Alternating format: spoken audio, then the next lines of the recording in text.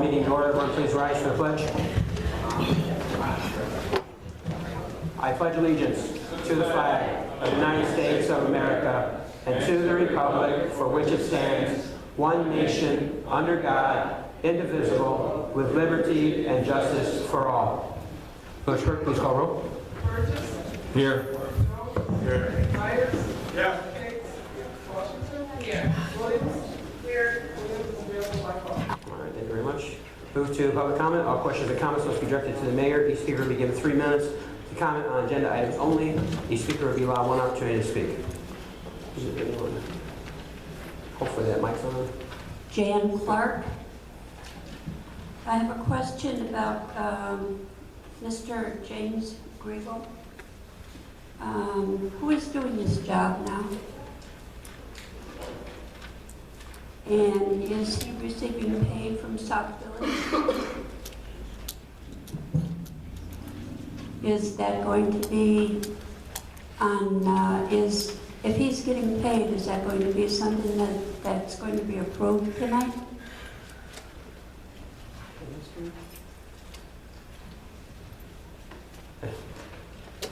He's not on the agenda we're not talking about. Yeah, that would be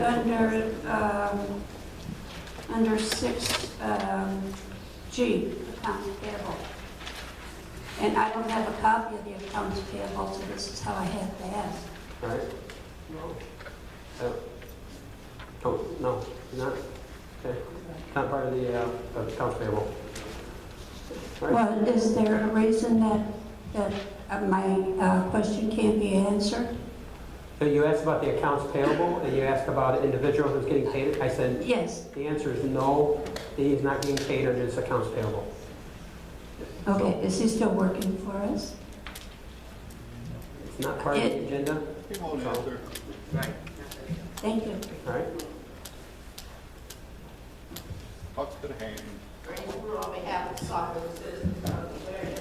Also want to ask about, Talk to the hand. what is it,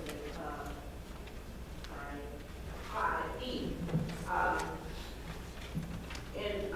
I noticed that Mohan is going to give this report tonight, and I want to know, is this report going to include anything about the $900,000 that's owed to the water fund?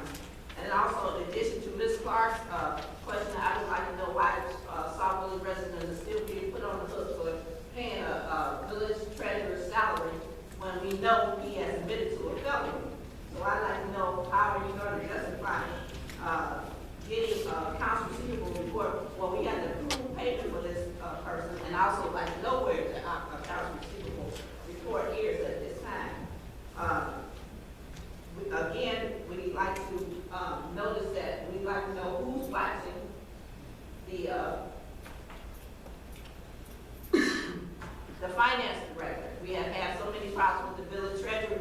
We'd like to know who's monitoring his motor. So especially if you ask those questions. And I'll look at it with 5,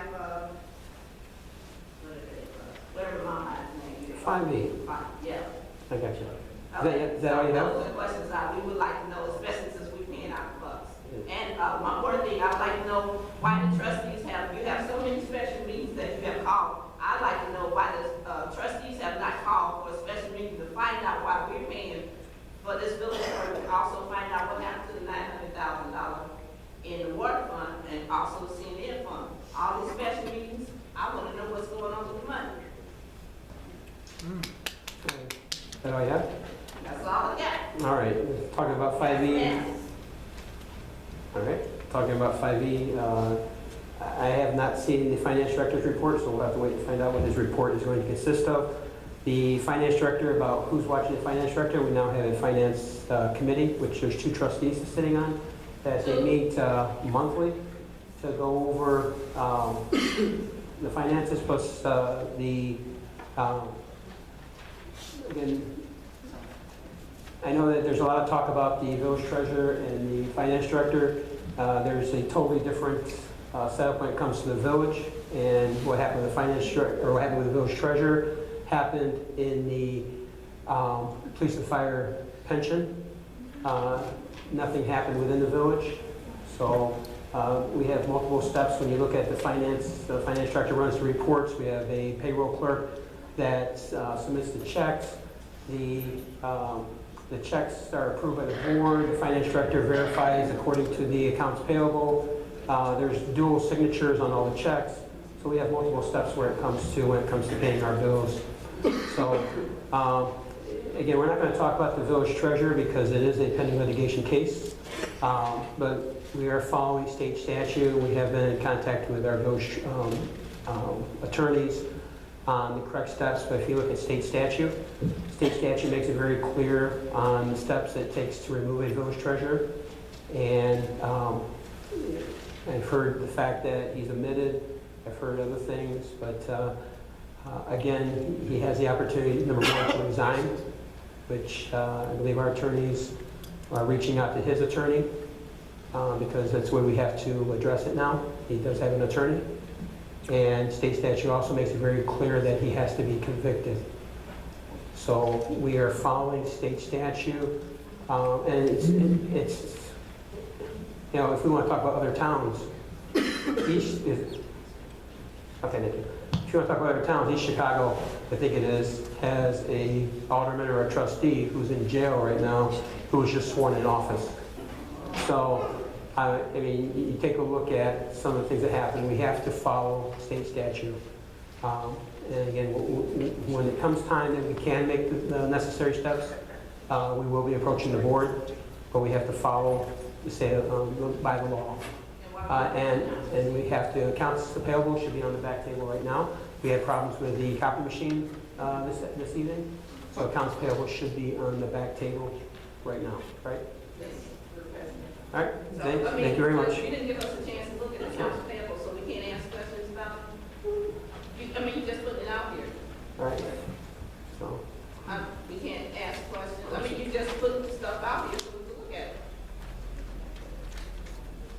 it's available, I'm sorry. So, You just put it out You there. just put it out It's not there. on the web. so. You can take a look at it, and then if the board wants to give you permission to come back and talk about accounts payable. You know, I'll be back. Okay, okay. Any other questions or comments?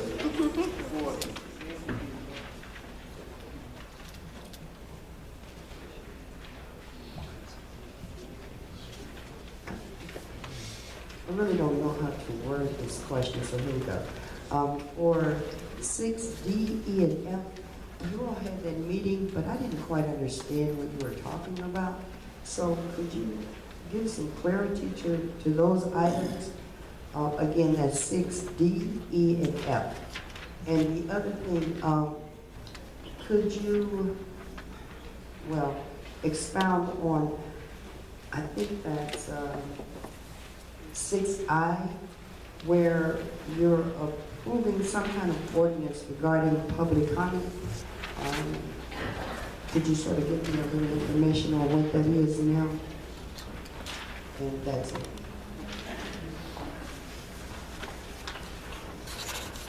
All right, 6D, E, and F, these are abatement of taxes in TIF areas number 2 and 3.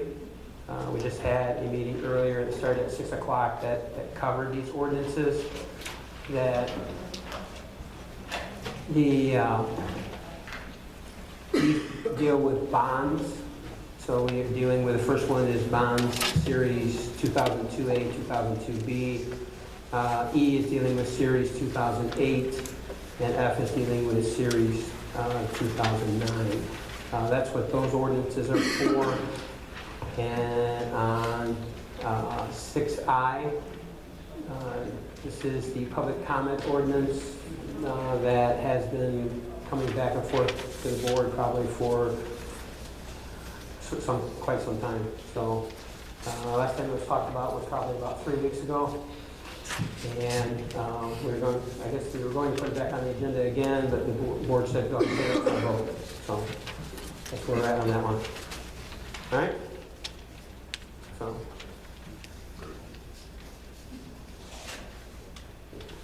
You know you didn't tell me nothing, right?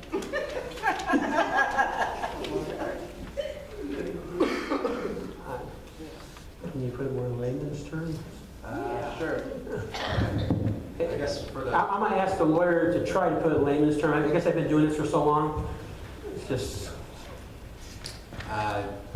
The bond ordinance is basically what they are is on certain projects or expenses that the village has, they can issue bonds to pay for those.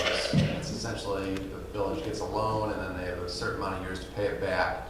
So there's 4 of them that the village has, 4 bond ordinances. Each year, there's 2 ways you can pay it back, either through a tax levy or through an alternative source, which depending on the ordinance, it can be from a general fund or from like a water fund or any village fund. So each year you have to determine whether you have to levy taxes for it or whether an alternative source of funds is available. I think the majority of the payments for the bond ordinances for this year are being paid without a tax levy.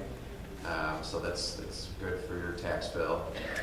And then the public comment ordinance, I think there was just a couple changes to that. I think they increased the time that you're able to speak and just gave a couple additional guidelines on what you can talk about and what's done if you're disrupted. all right, All right, thank you. Thank you very much. All right, next. James already saw good. I just got one question. Page 2 of the accounts payable, it says Gallagher material cord. Page of material.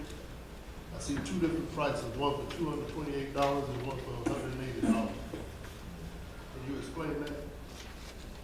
And both of them on the same day. That's for the road repairs, correct? So those were road repairs. I don't remember what streets they were. Do you remember? The Gallagher was the ones that did the resurfacing of streets. So this is the village's portion.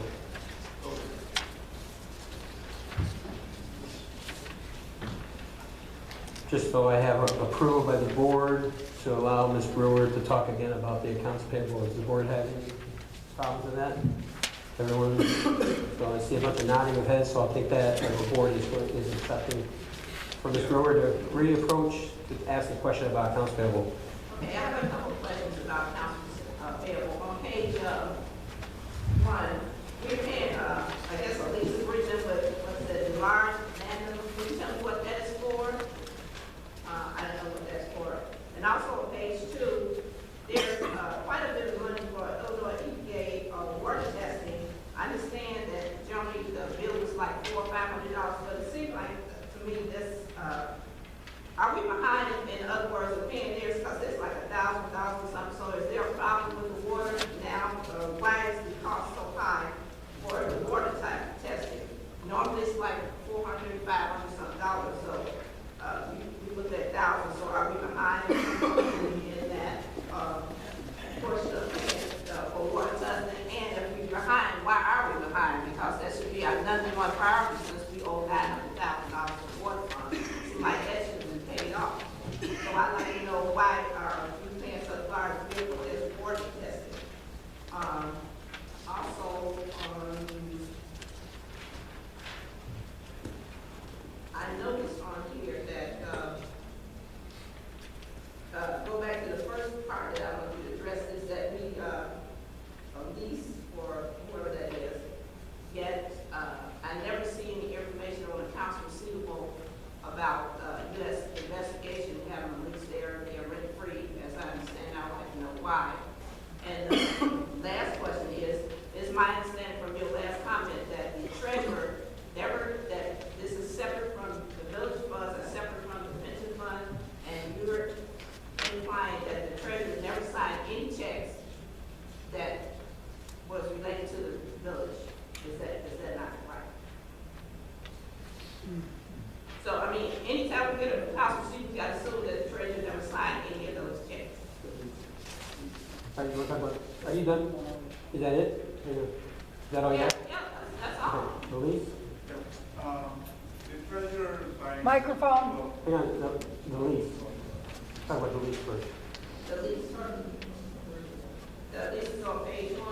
Okay. What's that? Mr. Vice, please. That is a copy.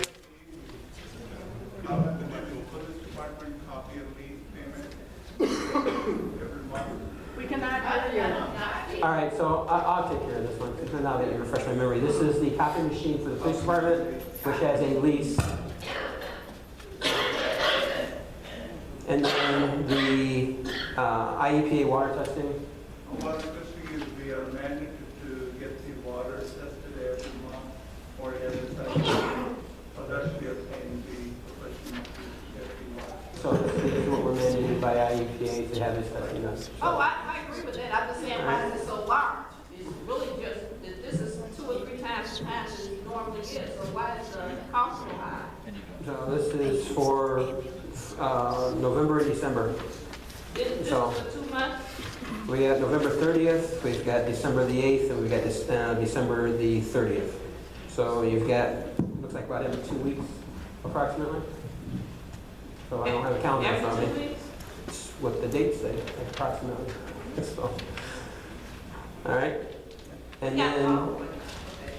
and then the question about the village treasurer did have signing ability to sign checks. But again, it wasn't just a single signature. No, there was multiple, it takes multiple signatures. So, So he does All right. send checks on my bills, is that what you're saying? so he's not signing anything now. No, I'm talking about before. All right. I've I'm answered, just asking you to clarify the statement you just made. I've answered what I've answered. No, So, you didn't. next, anyone else? This is not debatable, not answering my question. All right. Anyone else? All right. Seeing none, we'll move to reports of officers. We've got the mayor's report. First thing I just want to mention is during the mayor's report, we've received calls, we've received residents come to the village hall. I've even had residents come to my house about this IRS scam. You may have heard someone, you may have heard of, it seems like they're going after seniors, okay? They call, they say that you owe the IRS money. They want their funds right now. They want to try to keep you on the line. They try to get additional information from you. They try to get you to go to a Western Union or go withdraw the money from your checking account. They try to get you to do a direct deposit, removing money from your account. They use threatening tactics about they're going to call the police, you're going to be arrested. You know, we want, please make sure you get the word out. This is a scam. The IRS will not contact you demanding money. They will not ask for you to pay in cash. They will not ask you to make a direct deposit. They will not ask you to stay on the line while you're driving to Western Union. They will not tell you not to talk to anyone. Okay? We did put this information out on the village website. I put it out on the mayor's Facebook page. I also put it out in my blog. We're trying to make sure we get the information out. This is so widespread right now, if you've noticed. Other communities are getting this information out also. Crestwood just got the information out not too long ago. I think, my mind just went blank. There's about 3 or 4 other communities that started getting this information out. IRS is blasting this information out to let residents know, don't get, tricked by these scam artists. Do not give this money out, okay? The IRS has a certain way they collect money. They'll send you a letter saying that you owe the money. They will not, again, they will not require for you to pay it right now. They will not threaten you with a police officer coming and arrest you. And like I said, they are pinpointing seniors. Okay, so if you know any seniors, you want to tell your mothers, your fathers, your grandparents, please get this information out. I had one resident come to my house. She was in tears. And she was scared because this individual said, don't tell anyone. And he just, she kept him on the line and said, okay, I'm driving to Walmart, Western Union, freeze my stuff, because she told her, she said, hang up on the person right now. And she stayed at my house waiting for me to get home. She was so scared. So, these they're nothing more than people that go after seniors and individuals like this are, in my opinion, are scumbags. Okay, so please help get the information out.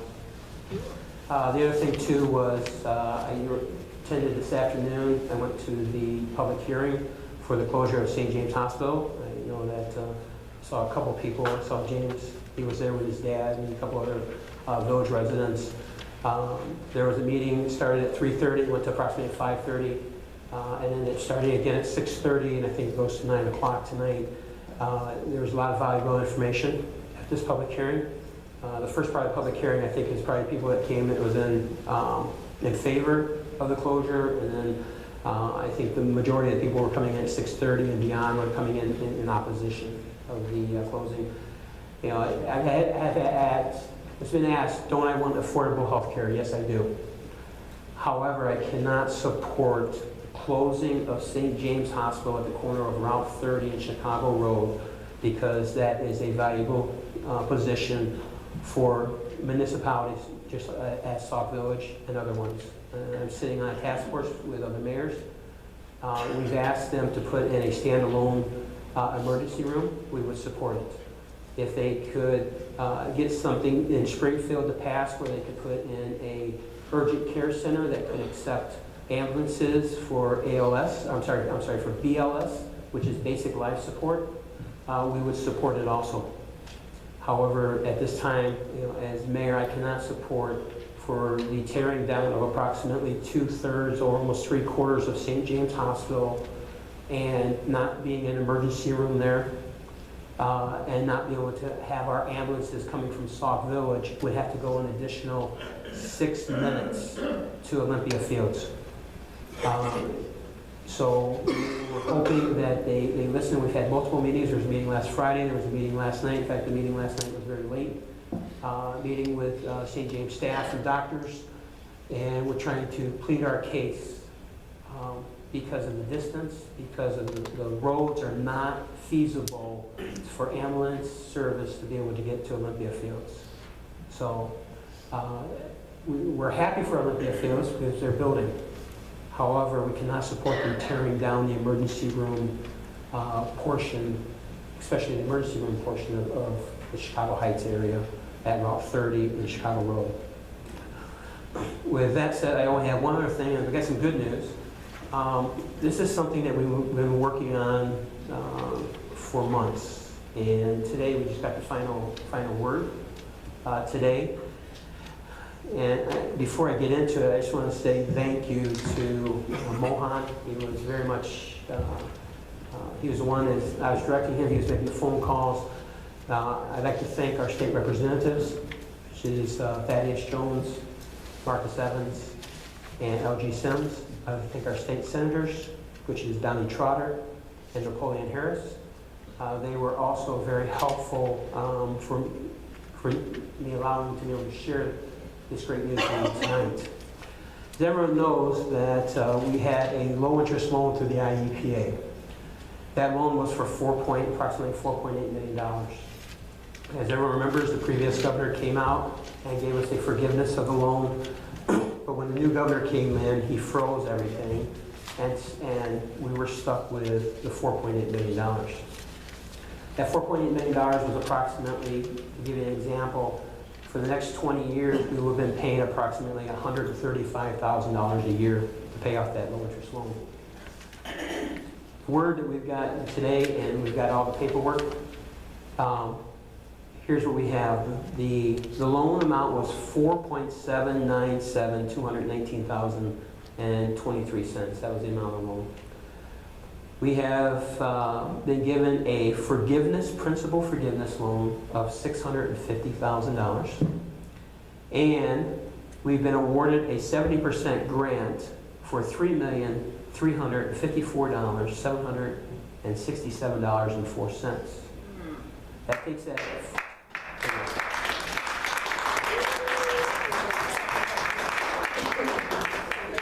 Again, we've been working on this for a long time, but it takes that new loan for the IEPA down to $828,114.09. Wow. To give you an example, we were going to have to pay a little over $135,000 a year for the next 20 years. Our new payment will be $29,413.64. So I don't know if it helps the trustees breathe a little easier, but believe me, I breathe a lot easier. And this is something that could not have happened if it wasn't for our state reps getting out there and helping us. And we're not done, I'll be honest with you. We're going to continue seeing what else there is out there that we can get to get rid of this remainder 800,000. But from a village, and especially this comes at a great timing because now, we're looking at this next year's budget, and we were trying to figure out, it's a big difference when you're trying to budget 135 plus, now it's down to 29,000, so it gives us over $100,000 that we can be using. It is some great news, and a lot of hard work was put in this. So I'd like to say thank you again to everyone, and Mohan, thank you for putting up with me. Because while I was contacting our state reps, I was on Mohan saying, call the IEPA, stay on them, so, which he did. So thank you very much. So great job.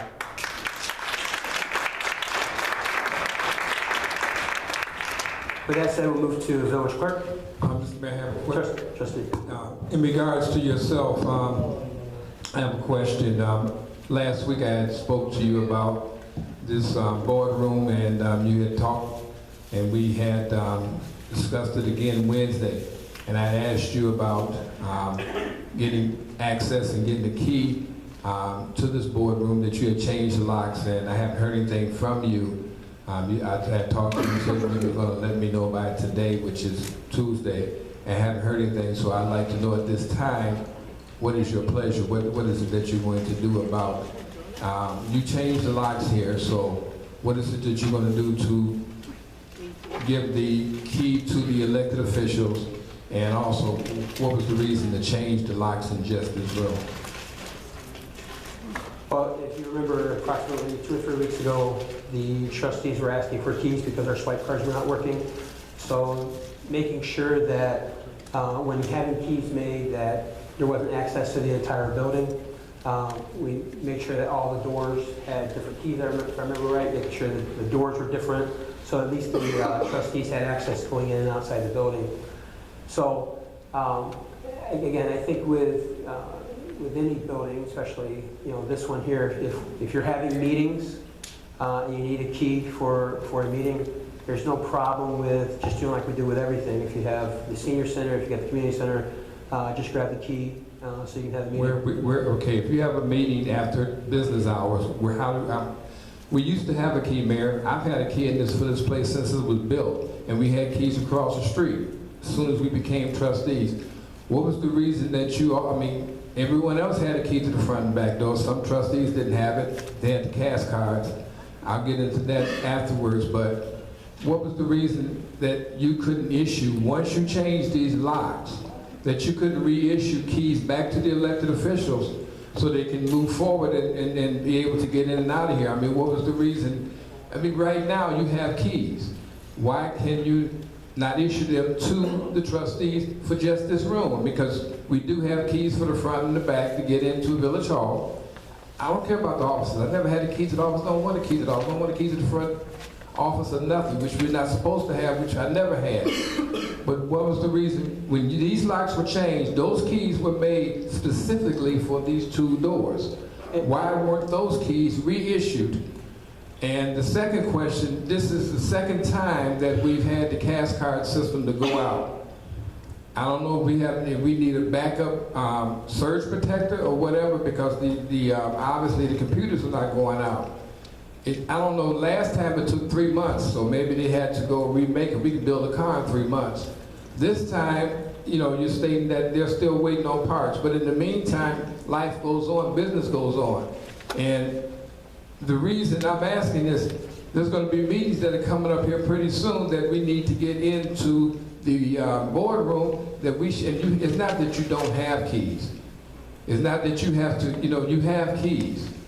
Why can you not issue these keys to the trustees that don't have keys to this particular boardroom so they can have access for, assembly and things? This is an amendment, right?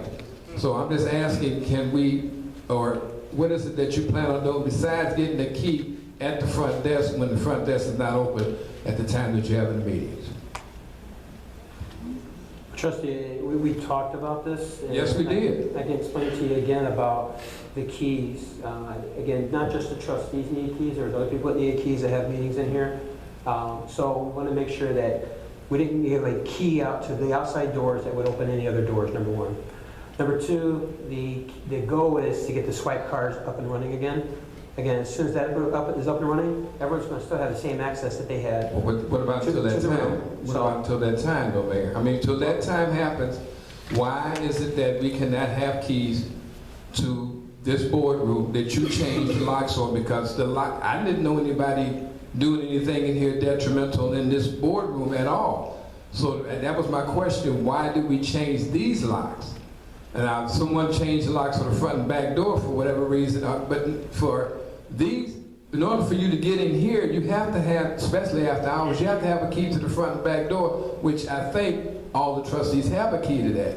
So therefore, you can't even get in here unless you get into the building. Once you're in the building, you should be able to have access to this room because we have cameras, and you can tell, you can look on the camera to see who came in this building at what time. That's what we have the monitors for. We have monitors throughout the hallway. So if a rat comes in here, you know when that rat gets in and leaves out because you have it on camera. So why, I'm asking now, can we be issued keys for this room? That's all I'm asking. I talked to you about it, and you're right, we talked about that. Can we be issued keys? You have the keys. You told me Wednesday, you said you thought about it, and you rethought it, and you said, okay, you changed your mind. But then you told me again that, okay, trustee, I will make sure you have keys Tuesday. Did you or did you not say that? So it would be about a Tuesday. No, you said I will make sure that you have keys Tuesday. Because I asked you, I said, well, can I get it? That was over the weekend. This was last Wednesday. Your concern was making sure that your housing authority or your housing association can get in here. The homeowners association, Homeowners yes. Association That's been meeting in this. Wednesday. That's been meeting in this building since, I would say at least 8-10 years. And there'll be no problem. The doors will be open for your housing association to make sure they have their meetings. Again, how are they making sure is at night? How making sure that it's on the calendar is what's important. Is it on the calendar? It's always been on the calendar. I'm going. That's been on the calendar every well, we can check every the year. Make sure. I mean every month. But I'm just asking, making sure that they get in is not my question. My question is, why can you not issue keys to the trustees of the village? Because we're working on getting the swipe cards, and once you have the swipe cards, you have key and access to this building. That's not a question, Mr. Mayor. I'm asking this because I've already asked the lawyers and asked them to intervene if this is not done, that we have an injunction so that we can have access to this building. And we have access to this. Access to the building. Pardon me? You have access to the No, building. to this rotunda, to the boardroom. I don't see any sense in why you're locking out. I kind of understand why you're doing it. You're not saying it, but I understand why you're doing it. But why do I have to go to point A to get inside point B? Why is it that I don't have a key to the front door? I have a key to the back door. Why don't I have a key to this room? What's the reason that I don't have a key to this room? The locks were changed. We should have been issued a key. That's simple. This lock is different than any other lock. This is called a bastard lock, which means it doesn't open up anything but this door. So this door is not included because you had everything changed. These locks are separate than anything else. Why were the trustees not issued a key for this room? You keep going around that we're doing it because we're waiting on this. In the meantime, and like I asked you last week, I wanted a key to this room. And you telling me I can get the doors to be open, that's not good enough. I may have to do something, I may want to do something besides that day. Why can I and the other trustees have a key to this room? And I'm asking the lawyers right now, is there anything, because I'm prepared to go a step further, because it doesn't make sense. It doesn't make sense. The village, the people who pay for access, yes, they get in on the trustee. You've given keys to trustees for other buildings. Why do we don't have keys to this room that we used to have? Well, we never had keys to this room, then I can understand it was never issued. But you changed the locks, as I asked. The locks were changed on your command. You changed the locks. Why can we not have access and keys to this room? And I'm asking Mr. Byrne that if we don't get keys to this room, I'm asking for the injunction that we are allowed to have keys for this room until the cash cards are made, until they're done. But in the meantime, we as trustees and elected officials should have access to this room. Which you do have access. If you go to the front desk, they'll have a key that can let you in the room. So you have access.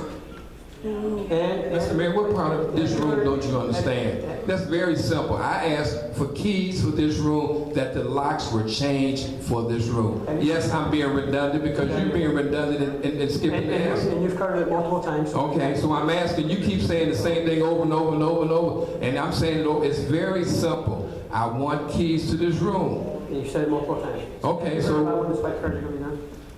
I understand. Have you heard when they're going to have the swipe? Well, it's a special piece, and it's not readily available. I came out in there before yesterday, and they had the wrong part. Can't hear you. It had a special piece, and it is not readily available.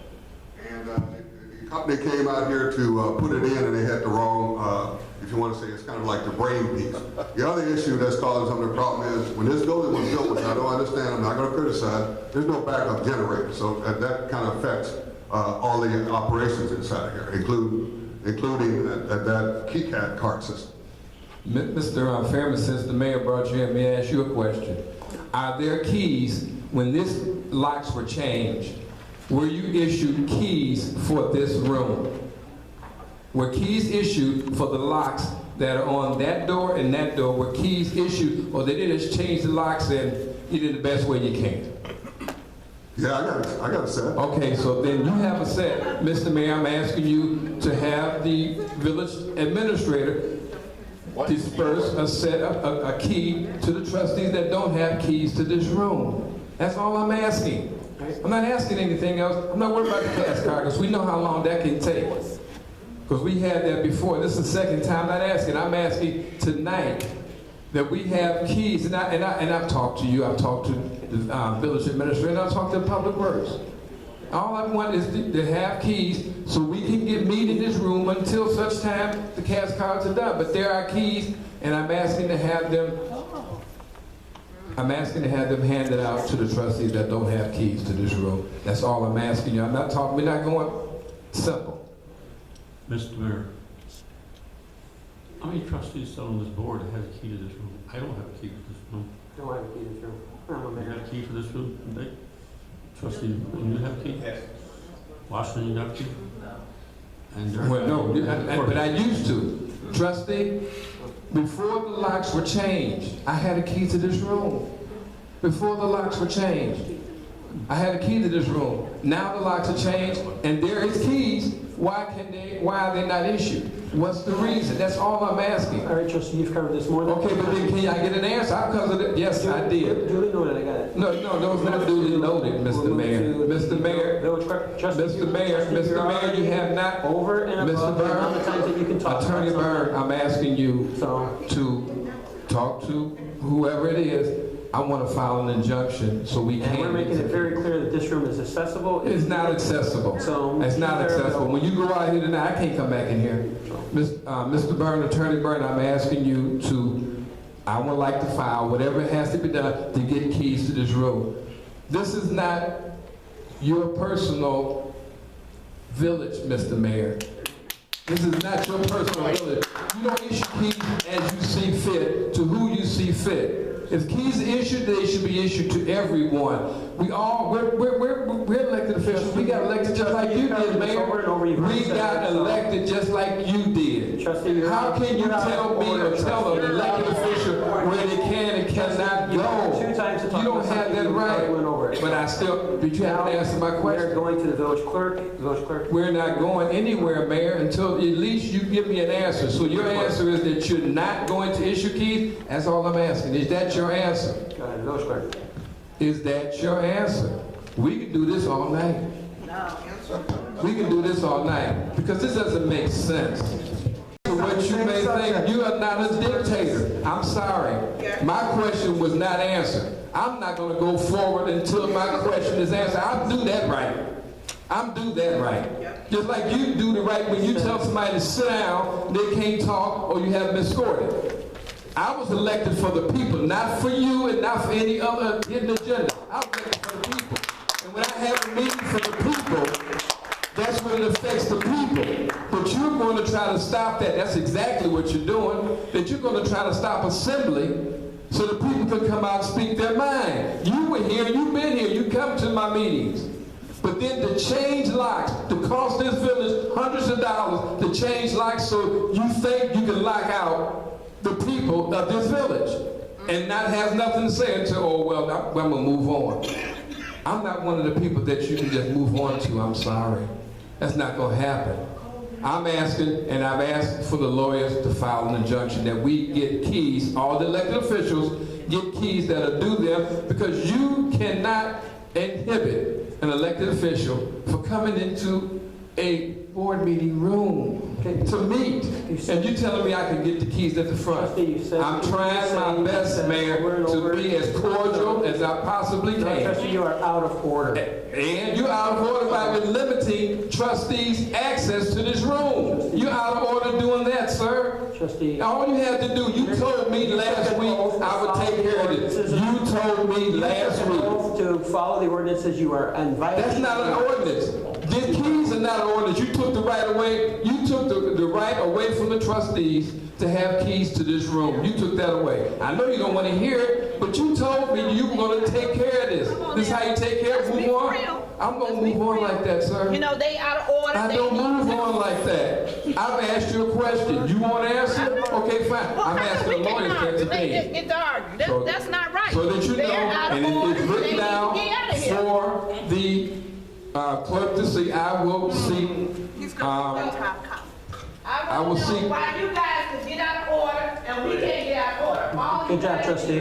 Good job, trustee. Go ahead. You're out of order, so now what have you done? You've made the residents out of order. Okay, well, the only thing I'm saying, I want the our law firm to find out why we cannot have access, and if necessary, I need to file the injunction. I want a key. You have a key? No, I don't. Yes, you.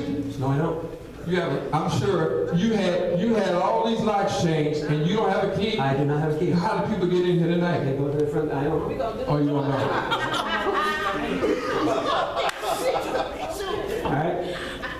Just so we're clear that under section 2.76, speaking twice on the same subject, the reason I'm calling the trustee out of order is because no member shall speak more than twice on the same subject unless by consent of the majority of the trustees present. The trustee has been speaking multiple times. That's why I called the trustee out of order, just for the record. All right, now we'll go To both of the trustees that are here. You said with consent. Yeah. Thank you, Mr. Mayor. At this time, I would like to recognize the Witt family. One of the residents, I don't know if I should mention their name, actually nominated the Witt family. So at this time, would the Witt family please stand up and approach?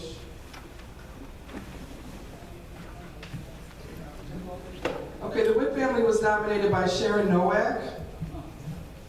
And we had to try to wait till we can get a majority of the Witt family present, which is not easy to do because they're also very busy. So at this time, I'd like to introduce the Witt family. The Witt family was recently nominated as someone you should know. Tracy Witt, co-leader of Boy Scout Troop 152, has proudly worked alongside her sons Christopher and Joshua on their journey through the world of scouting, including earning their Eagle. Josh and Christopher have participated in so many projects to better our village. Josh earned his Eagle while completely remodeling the kitchenette and break room at the Sauk Village Police Department. Josh enlisted the help of his family and fellow scouts in this venture. Josh sought donations from local businesses and the VFW, as well as services at no charge by local contractors. Christopher earned his Eagle by staining the gazebo, shelter, and picnic tables behind the Village Hall last summer. Both Josh and Christopher have participated in most Veterans Day and Memorial Day events, helping with village cleanup days, ROTC drill team, and promoting clean, healthy, civilized community relations.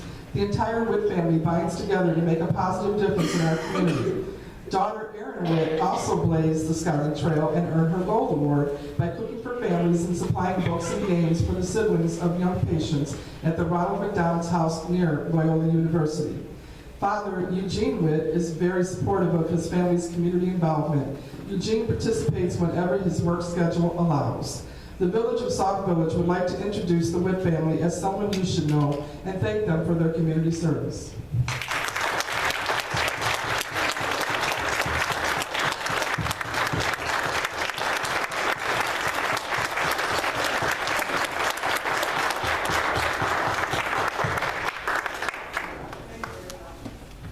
Thank you. Thank you for coming tonight, we do appreciate that.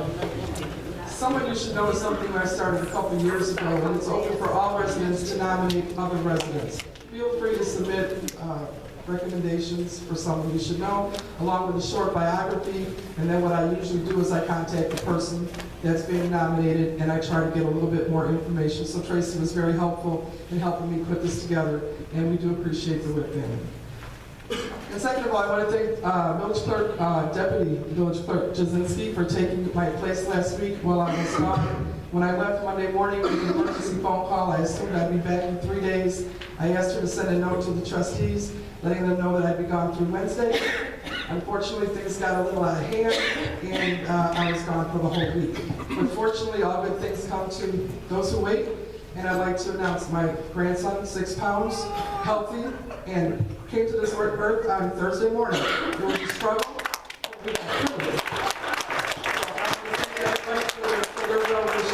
Trustee Williams is on the phone with us today, but she will tell you herself she's doing well and the grandbaby's doing wonderful. So thank you, Sharon. It really helps when you have a supportive team working for you. Before I left on Monday, I also asked Sherry to take over our board meeting on Tuesday and take over all my duties until I could return. Unfortunately, I understand that last Tuesday's board meeting was canceled due to a false allegation that the agendas were not posted properly and timely. And again, I will reiterate, the village clerk does not make the agenda or set the agenda. The village clerk posts the agenda according to the direction of the mayor. Also, the agenda was posted timely around 5 o'clock on Sunday evening, and we have cameras in the hallway that see me going from one hallway to the other. So that was a false allegation that I'd like to clear up right now. I have 48 hours before the start of the meeting to post an agenda. That is always done on time. I have also started posting the agendas online because we don't have a full-time IT person. That is done. If it's not done exactly by 7 o'clock by state statute, we don't have a full-time person, but he makes every single attempt he can to get to a computer and put that up online by 7 o'clock. With all of this recent controversy regarding agendas, I've taken it a step further. They will also be e-blasted the day of the meetings. Today, all 3 agendas were e-blasted. To everyone who's taken the time to go on the website and sign up, www.saukvillage.org, you will get the agendas e-blasted to you. And for those of you who don't have a computer, it's still available at the library and the village hall. Those agendas have been posted in the exact same place since this building was built. So if there's any questions about the agenda, I'll be more than happy to answer your questions. And thank you very much. That concludes my report. All right, we can move to the village attorney, Attorney Matt. Thanks, Mayor. Nothing to report tonight. All right, move to the village engineer, Attorney Tarnett. Thank you, Mayor. The village exceeded the resolution amount for MFT maintenance costs last year due to the high cost of salt. So unfortunately, the village will need to pass a supplemental resolution to cover the overage, $25,000. This will be in the board's packets for next week's committee meeting and will be voted on at the next board meeting. That concludes my report. All right, thank you. Move to the village administrator, director of public safety, J.W. Fairman.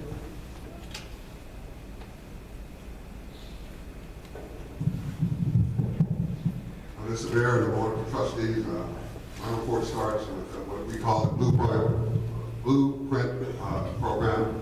And I want to say a couple of things. First of all, let me go to uniform crime reporting statistics. The crime statistics for January 26 versus January 2015 showed a 54% drop in overall crime. UCR crime statistics 2015 versus 2014 showed a 65% drop in overall crime. Sauk Village historically has received failing grades in reporting UCR crime. Thanks to Chief Kowalski, a former supervisor and FBI agent, the UCR crime report is now factual, showing that Sauk Village is an average community with average crime. It should be noted that this year, Sauk Village may, in all likelihood, not make the top 150 worst crime communities in Illinois. Thank you, Chief Kowalski. That's very important because our EA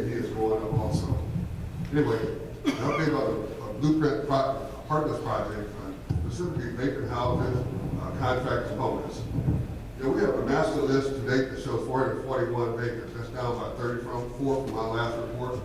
Vacant was 363 houses, vacant occupied 60 houses, demo list 18 houses.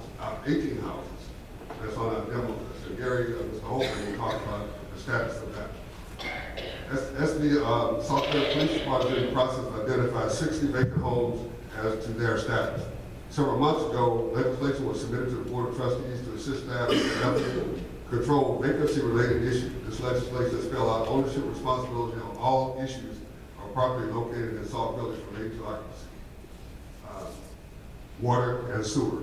Staff, we want to thank the trustees and the board and the president for their support to pass this legislation because it will certainly help the village of Sauk Village. Scavenger contract update. Sauk Village staff has reviewed the scavenger contract. There are several obvious conclusions have been made with regard to the contract. The contract provides for residents garbage collection to all single residents within the village. It is understood and agreed by the parties that the charge as provided for each single resident is the amount due and owed to the vendor, notwithstanding the amount billed by the village for the vendor collection service. In other words, anytime during this term of agreement, either the village or the vendor shall have the right to rectify the number of single residents. Now, notice this. Staff has indicated that there has been no recertification by either party in the past 3 or 4 years due to staff layoffs. The contract was up for renewal in 2015. For compliance purposes, staff has begun sending the vendor the village's master vacant list, requesting that the vendor not bill the villages for services to properties on his vacant list. Staff recommend the following, that a liaison from the Board of Trustees have a meeting with the vendor in regard to past debt regarding services rendered to vacant houses. The village should consider removing itself as a billing service for the vendor. I mean, either way is all right with us. You just tell us what's the best way to go. The budget. The staff continues to prepare a budget for 2015 annual budget, 2015-2016 annual budget. When completed, the draft will be submitted to the mayor and subsequently to the Board of Trustees and all the finance committee. I also want to talk about, I went to a conference, called Illinois, Community Managers Association, and a lot of things that was on here is things that we are trying to do to go forward. You know, they were talking about, things like branding the community, the next government workforce, what managers need to do about municipal bonds or know about municipal bonds. A roundtable on quick dash on management questions. I guess specifically what I got at is, there are some issues about it takes everybody in this village to make this village work. Specifically like the village of Aurora, North Aurora was trying to get an identity. And we kind of thought about that. I talked to the mayor about that, about trying to get some kind of identity on their vehicles, on different logos inside the facility, flags and that kind of thing. And also, they were doing things like, doing advertising on these vehicles and getting paid money. So there are certain things that we might be talking about, but it kind of renews you when you go through this this type of issue. You only deal with the personal. Only managers that sit on cities and villages, because it gets kind of right down to where the rubber meets the road. So you'll be hearing about that more so as I digest that. Today I had a meeting scheduled with a gentleman from the state of Illinois comptroller, Leslie Geisler Munder. His name is Derek M.D. Chapman. He's not related to the trustee, I don't think, but he looks like it. Anyway, he's a public affairs man. We talked about specifically the needs of the village, and he said that specifically the money that we needed in terms of making this village run, and he made some assurances that they would listen to his comptroller, and that she was very interested, even to the point of Mr. Mayor and trustees of coming out here, and we give them some dates and coordinating with you all and make a presentation to the village. So I wanted to bring that up, and it would certainly be up to you for us to pursue that forward. That concludes my report. Thank you. Question, Mr. Mayor. Trustee. I have two questions.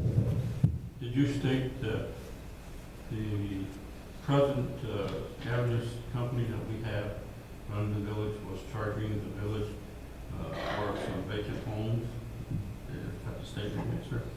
My statement is that, basically, yeah, they have the right to charge it. The issue is we've only been paying based on our water, what we get on the water bill. But the issue is still to have a correct accounting We need to know specifically how much, what houses are vacant, so that when we get the bill, we know exactly what we owe. If we owe money to the person, or they owe money back to us, we need to get it. It's as simple as that. I mean, it's not, Mr. Mohan has done a good job, but if I was the garbage place, I'd be saying, you gotta pay me off all the bill. That's what I'm saying. It exposes us to risk that may not be necessary. So we're trying to rectify that. All right. The next one, you said you met with this gentleman just last week? And Today. All right, and he's going to talk to the controller? He works for it. He said, he asked me for dates. Yes, he liked. Yes, he did. I know you realize that we're on board with the Illinois State Controller already. We've been on board for about 6-7 months. Mr. Myers, he called me. I'm not ringing about a parade. I'll beg for money just like everybody who wants the trustees do. Yeah, that's all I said. He asked me for the meeting. Well, we've already have a controller signed to us. I'll be glad to sit with you tomorrow and give you everything I have on it. Mohan has a lot of records. No problem. Thank you. All right. Moving to reports of trustees, boards, and committees. We've got the beautification committee. Beautification committee's next meeting will be here at the Village Hall at 10 a.m. on the 17th of this month. The committee will be discussing projects for this next spring. The committee is also looking for new members and volunteers. If you're interested, please drop a note off at the front desk, and so I can get and have it addressed to the committee, so that information I get to the key individuals. All right, with that said, move to Parks and Recs. Trustee Jones. February 27th, we will be having our second open gym. The flyer should be out sometime this week, hopefully, and that concludes my report. Is that February 22nd? 27th, Saturday. Move to Public Works. Trustee Burgess. Yes, we will have a meeting here tomorrow, 7 o'clock. Public Works, I've also gave a letter to our village administrator and to the mayor, because I wanted to have Kevin, I invited Kevin to come to the meeting. So we have some things we wanted him to talk to us with. So that's tomorrow, 7 o'clock, February 10th, here at Village Hall. Thank you. Move to Housing and Governmental Committee. Trustee Tate. There has not been a meeting for housing and intergovernmental committees for the month of February. Just because I'm one of the individuals that don't have access to the building, and I definitely don't have access to this room. So I cannot have those two committee meetings. And that goes back to what Trustee Burgess talked about earlier. I need to find out what recourse we have to get access to the building and to this room. And Mr. Turner, you remain silent on this issue, and I understand.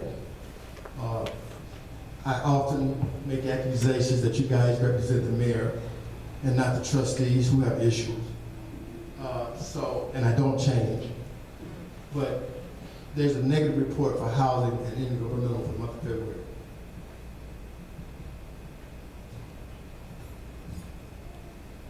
Is that it? Okay. All right, Public Safety and Ordinance Review Committee. Trustee Myers. Thank you, Mr. Mayor. Just a couple items. First of all, we'll have a meeting this Thursday at 7 p.m. in the building, and I will be here at 7 o'clock, and I'll let you in if my key works. We have one here at 7 o'clock Thursday, and also I plan to meet with the village administrator Friday, tentative to go over some major safety issues we have that has been turned over to me. I'm going to sit down with we get everybody together and getting some input on the overall safety committees and the overall emergency disaster plan. We have input from our emergency services, which is our Homeland Security Director, has given me quite a bit. and we have some input from the fire department. Chief, I still need some input from you too, about safety, and the trustees especially, I need some input from you guys. That's my need. Well, I wanted to think, I hope and pray to God it never does, but when it does hit us, we're all going to be involved. We all need to know what we got to do to take care of the residents of this town. That's all I have, sir. Thank you. Thank you, Trustee Watch Committee, Trustee Washington. Thank you, Mr. Mayor. A few brief announcements. First of all, I just want to say we had a very good meeting on Monday at the fire station. We're continuing with our Light Up the Committee, Light Up the Community campaign. We have a lot of more residents that are turning on their front and back lights, especially with it getting dark so early and staying dark so many more longer hours at night. We're asking people to really be cognizant to turn their front and back porch lights on. So that campaign is going well. We also were able to get an update on some of the stats that's going on with the calling into the dispatch. And as far as the calls and the volumes going up, when we called the police with Neighborhood Watch, we had a lot of block club companies that gave good reports on different things that were happening on their block. And finally, I want to make two other announcements. We will not be having rehearsal this coming Saturday for the play. It conflicts with a lot of people's schedule for Valentine's Day weekend. People have reservations. Personally, it's my birthday and Valentine's Day. I have no intention of being around. So we have a lot of conflicts with people that won't be available for this weekend. They're taking their children away. Couples are playing reservations, and that's a good thing to get away and celebrate the holidays. So with that all in mind, we will not be having our rehearsals this coming Saturday at the community center. We will resume the following Saturday. And we do have our flyers for the play. We have them in all of the stores to let people know where we are as far as the play is concerned. We were very excited to have one of our very own Sauk Village local celebrities that came to our Neighborhood Watch and did a little rendition of something that he's going to do in the play for us that we're going to be having at Rickover. So it's not too late if you want to be a part of the play. We also have our donation letters that have gone out to let businesses throughout the whole south suburbs know what we're doing. Our goal to be able to provide 500 book bags for students when school start back. So Neighborhood Watch is working very, very hard, along with greeting all of the blocks to make sure that we have a block captain throughout the village on every block. So between Light Up the Community and between the play, it's just a lot that Neighborhood Watch is doing. So if you're not on any committee and you want to volunteer, I would like to invite you to come and join our Neighborhood Watch committee. Thank you. Interesting. Move to Budget, Finance, Community Relations Committee, Trustee Williams. Thank you, Mr. Mayor. First of all, I would just like to give a thank you to everybody who has called me, who texted me with congratulations and asked how I was doing. I'm fine. I wish I could be there tonight, but that's the more important thing to do. As far as Budget, Finance, Community, and Community Relations, I just want to state that at the last school board meeting, the school board decided to not proceed with Student Government Day and their involvement in Student Government Day this year. Immediately after that decision, a letter was created by myself and was to be sent out to the board on Monday of this week, or last week.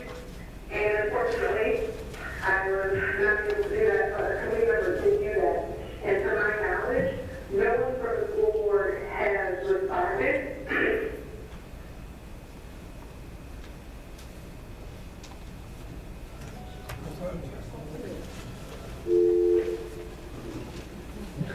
Sorry. Something happened. Rebecca. Okay, thank you. To my knowledge, no one has responded to the letter, either to myself or to Matt Marber, who sent it. In the letter, we did kind of explain a little bit more to Dr. Day that the school board was not aware of in their decision, and we did state that they were not correct in some of the things that they thought that they was. However, as a committee, we have decided to continue looking for ways to continue to do that day.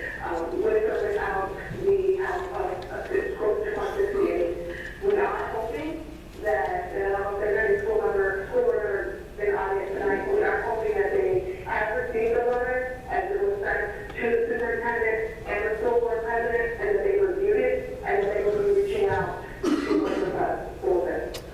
As far as the budget meeting, as I stated multiple times, I'm not sure when I will be able to have meetings, but the schedule that we did use was for mid to end February, so we can go over the 3/4 of the budget that has been taking place. So at this time, I apologize for not contacting the finance director before this, but Mr. Rao, have we completed the 3rd quarter? I'm still working on it.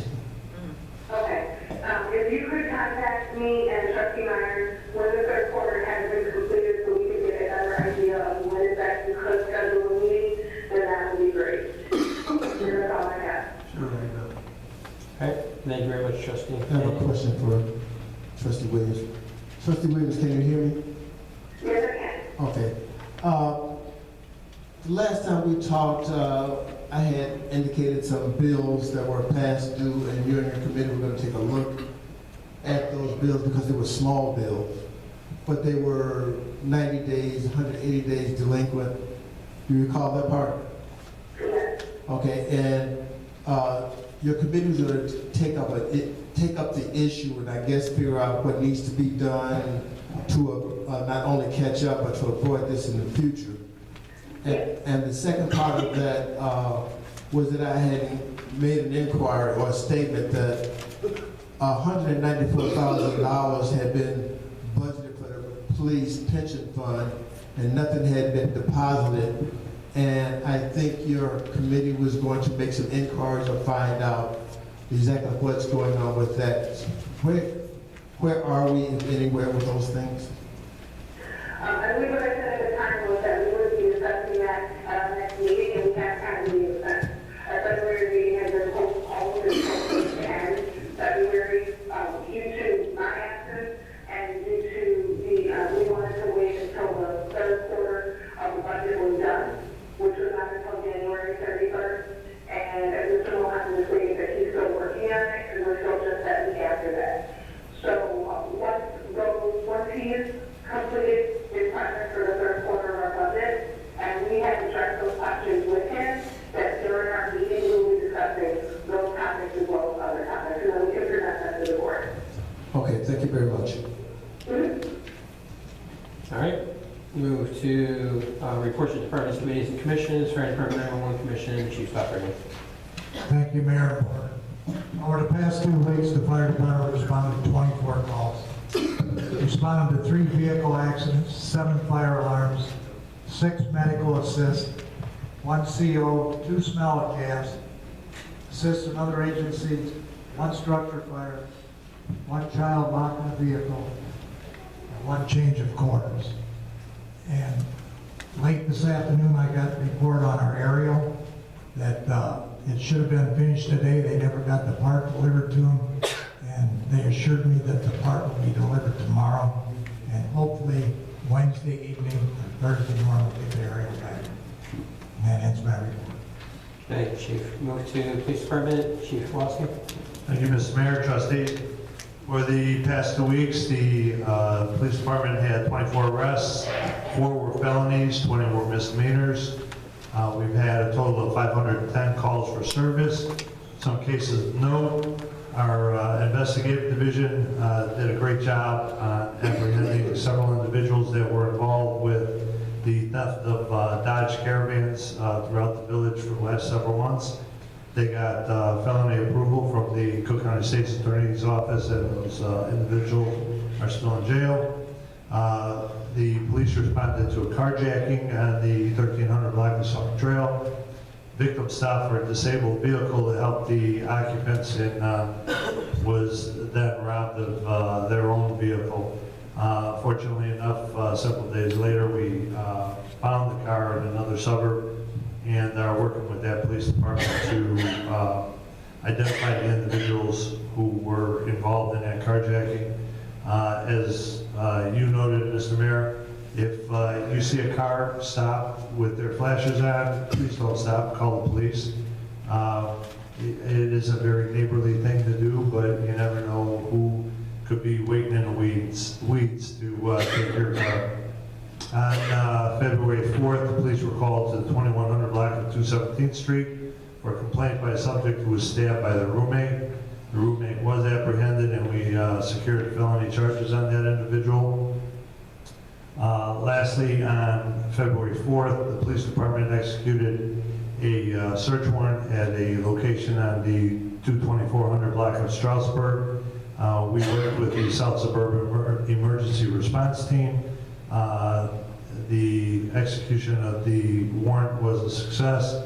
And with that being said, we're working with the Housing Commission to let the South Suburban Emergency Response Team train in one of the buildings that we're planning on demolishing. So that'll be good training for these different police departments that are part of that emergency response team. Recently, I attended the South Suburban Chiefs of Police Luncheon, at which time we received a briefing by the Cook County Department of Homeland Security. They have a new emergency operations center located in Oak Forest. They are asking at no charge that the surrounding South Suburban police departments provide them with their radio frequencies so that in case of a catastrophic emergency, we can use their facility in Oak Forest free of charge, and they'll already have our radio frequencies programmed. So that's a great plus. We will be able to transmit and receive from that location with several other departments.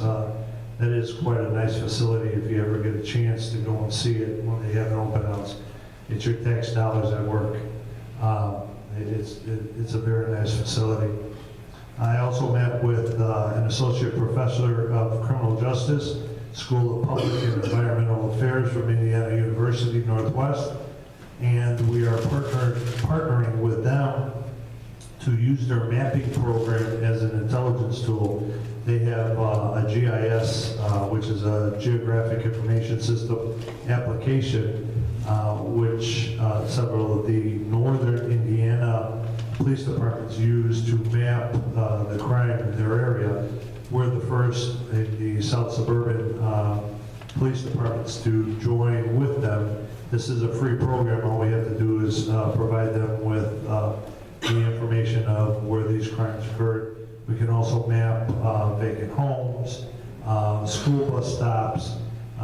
It goes on. Whatever we can provide them, it'll be provided on that map, and it'll be open to the public once it gets uploaded. And last but not least, Mr. Fairman mentioned about the UCR and the downgrade of crimes, and you know what? I can't take a lot of the credit. I have to give that to the men and women of the police department. And I'd like to share something which I'm very proud of, that on January 20th, officers responded to an armed robbery, which I related at one of our past meetings, of a victim who had their property stolen. The responding officer and the detectives did a great job and were able to apprehend the individuals that were involved in that armed robbery and also retrieve the property. And the mother of the victim sent this note, and I'd like to read it to everybody. It's dated January 2016. Sauk Village Police Department. I want to say thank you in more ways than one. Your department went above and beyond to ensure justice for my son, Officer Morris, that's Josh Morris for you folks, who was the first to respond, and especially the detectives, Grossman and the younger guy with the long name, that's Dave Melinchenko, who conducted the investigation, made contact with the assailants/witnesses, and made the arrests within hours of his assault. Even retrieved his property. Job well done. The department treated us with empathy and kind-heartedness. The professionalism displayed made my son's ordeal the least traumatic it could be. My family and I have restored faith in the police department and their role in our struggling community. Today, it is a bit safer. Thank you all again for your best efforts. Your safety is forever in our prayers. Kind regards, Mrs. Johnson. Thank you. That's it.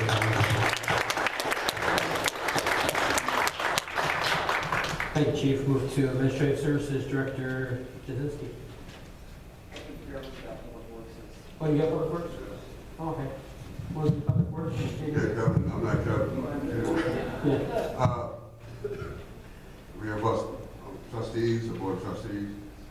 Public Works Department started with the streets and lights, 431 new heads installed. I might want to say as a side issue that there have been some complaints about the different vision that they can see with clear light versus white light. You know, it's just like when we changed from the old car lights that we thought they were better. It's the same thing. People will get used to them.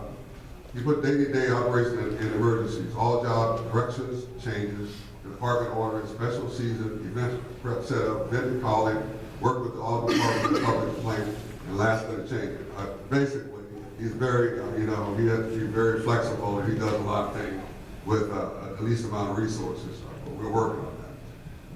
Working at the Village Hall on plumbing, toilet leaks, sinks, replace light bulbs, several rooms, completed repair work on boiler, changed belt on HVAC boardroom, had service call for leaks on hall roof, found several holes, no coverage, not covered by warranty. Inside drywall work to be completed by staff at a later date. Remove ballast from sign at hall in order to on order repair. Staff working with PW to complete restroom restoration ongoing. Receive emails on condition at CC building. Work will be addressed. Pothole asphalt. Take the residents' call on potholes. Patch potholes with cold patch several locations. Pacer Drive, Deal Creek, 223rd Street, Carlisle Estates and Firehouse parking lot, 2.5 ton total. Sign staff have been out replacing older damaged sign, changed marquees several times, and replaced damaged neighborhood watch sign, 394 Sauk Trail. Water, day-to-day schedules and EME calls. Help staff with rehab shut-off lists. Call their B boxes to be dug from EME. High bills and demo lists. Complete all testing required by EPA per month. Total main break for 2015 was 15. I want to say one thing. Mr. Weller and his water people will just, because of what's going on in Flint, because of what's going on in Chicago, have been tasked with just making sure that everything, they tell me everything is right, but I figure that people will be reassured once they go back through the process again, which they do every day anyway. But garbage, day-to-day cleanup. If you see a citizen illegal dumping, please call the police. Help keep your town clean. Staff started a general walkthrough on 223rd, Carolina 394, welcome sign, Village Hall, PD, fire hose, pump house, water follow. Hydrants and valve replacement or repair. 1839 223rd Street hydrant is ready to dig. Some hydrant work might include tree removal, sidewalks, and curb removals to complete safety. Working on valves at Chicago Air for inside repair. Tree removal. 1839 223rd Street, remove tree for a hydrant head. Vehicles and equipment. PW is doing its best to keep all vehicles within the department running. We are also trying to help each department in their repairs to keep moving forward. PD number 118 on TRL for tires and brakes. Number 18 pickup, number 123 TR tire drop off, pickup, 119 oil change and top off needed, K9 unit lights, PW number 3, truck to shop for brake work picked up, and number 6 at front end work for snowplow attachments, ongoing work. Sent backhoe in for overheat problems, water pump, and picked up several repairs. In other words, you know, a lot of these things have to be done, like the police department tires have special tires, as well as their special stuff with the public works that everybody knows about what they need to do in terms of this winter time, as far as that complaint all the time. Sanitary sewer complaint.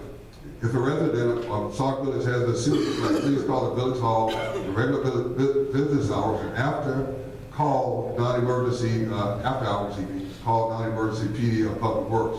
That will be called to check out the main sewer line, and we'll stop at the home to let you know what they found. If it is an internal problem, you will have to call a plumber. The Carnes location has 7 damaged delineators, and they have been replaced. The Cottage Grove location, only 1, and it will be replaced. More work to be performed. That is Mr. Weller's report, Mr. Mayor and Board of Trustees. All right, thank you. With Administrative Service Director, Director Jasinski. Can I have Trustee? Mr. Fair, this past weekend there were 2 incidents brought to my attention, and I'm not sure if you're up to date on Mr. Weller is.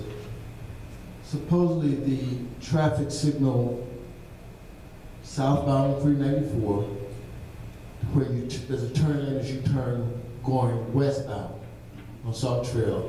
Supposedly that light is out or not working or is non-functional right now. Could you check on that possibly? Yeah, we have an actor, but we have to check. Okay. He said 394 South Trail?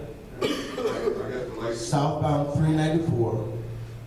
You have to contact the state for that. That's not the village. He doesn't need to know. I'm giving information. I'm not complaining about it. No, I'm just letting him know that to contact the state for that. Okay. Well, you looking at me and. Tell him. Talking to him, I'm sorry, I was looking at you. I know, but you're flashing your glasses. The second incident is on Sauk Trail, eastbound. Supposedly there's a double turn signal to turn northbound on 394, but there's only one turning lane, and there was supposedly an accident there last Saturday because I guess one car swerved over and hit another car. Well, you say South Trail, well, you say South Trail at 394? Yes, sir. Okay, and it's going what's eastbound? Northbound. You turn. They're traveling east on Sauk Trail. They're making a left-hand turn on 394 to go northbound. Supposedly, there's a double turn signal there to make that turn, but there's only one turning lane.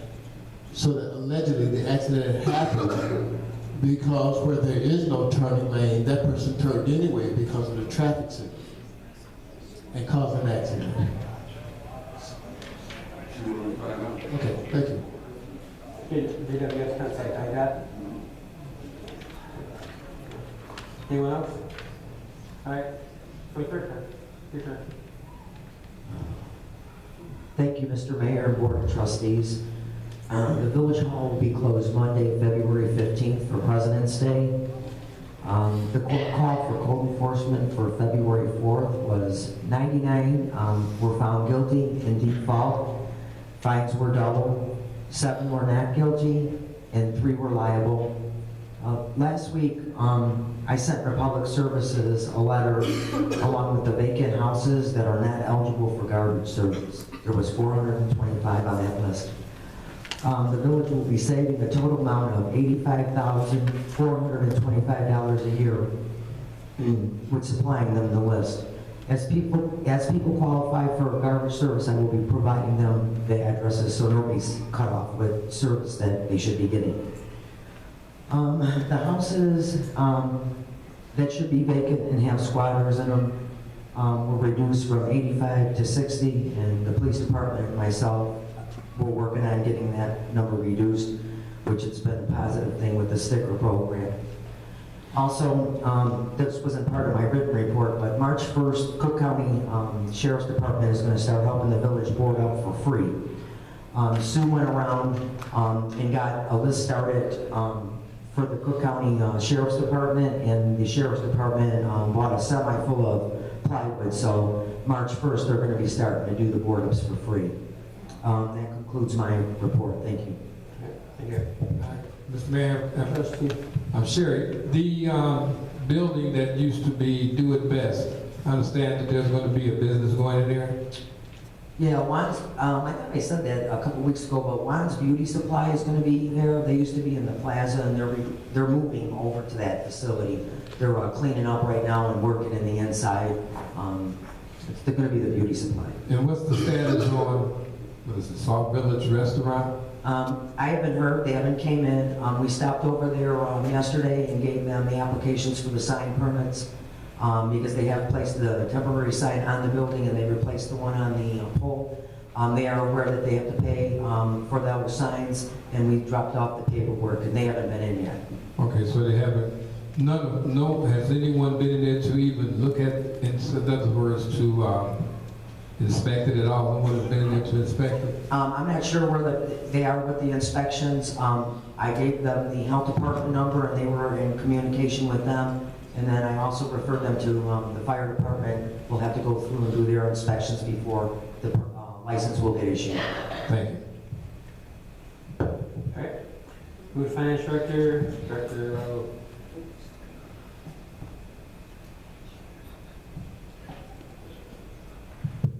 Thank you, Mayor and the board. There are a couple items. The one long-awaited, the audit report has been done. It has been uploaded to Illinois State Comptroller's website. The next thing is the single audit that requires to be reported to the federal government has also been done as of yesterday afternoon.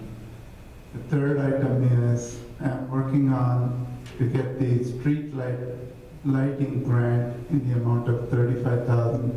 I have to report it and send a final report to the ICE, that is Illinois Commission on Energy.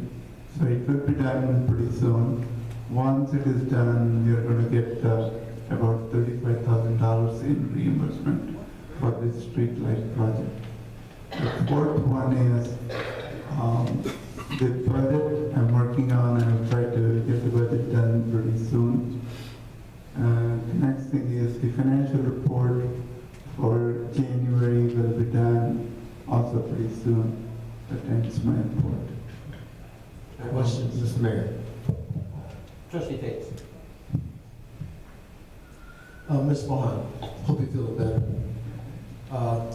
I had asked a question at the last meeting and I was told that to refer it to you. There's something called a municipal compliance report that's supposed to be utilized prior to levying the taxes, the tax levy which goes into effect. It should have been submitted in December. I have not seen this document. I can get you the report. Oh, okay. That was easy. All right, thank you. The second thing is that, as I understand, you just said the audit has been completed. Completed, and it has been uploaded to the comptroller's website. And the auditor report will be presented by one of the auditors in the next council meeting on February 16th.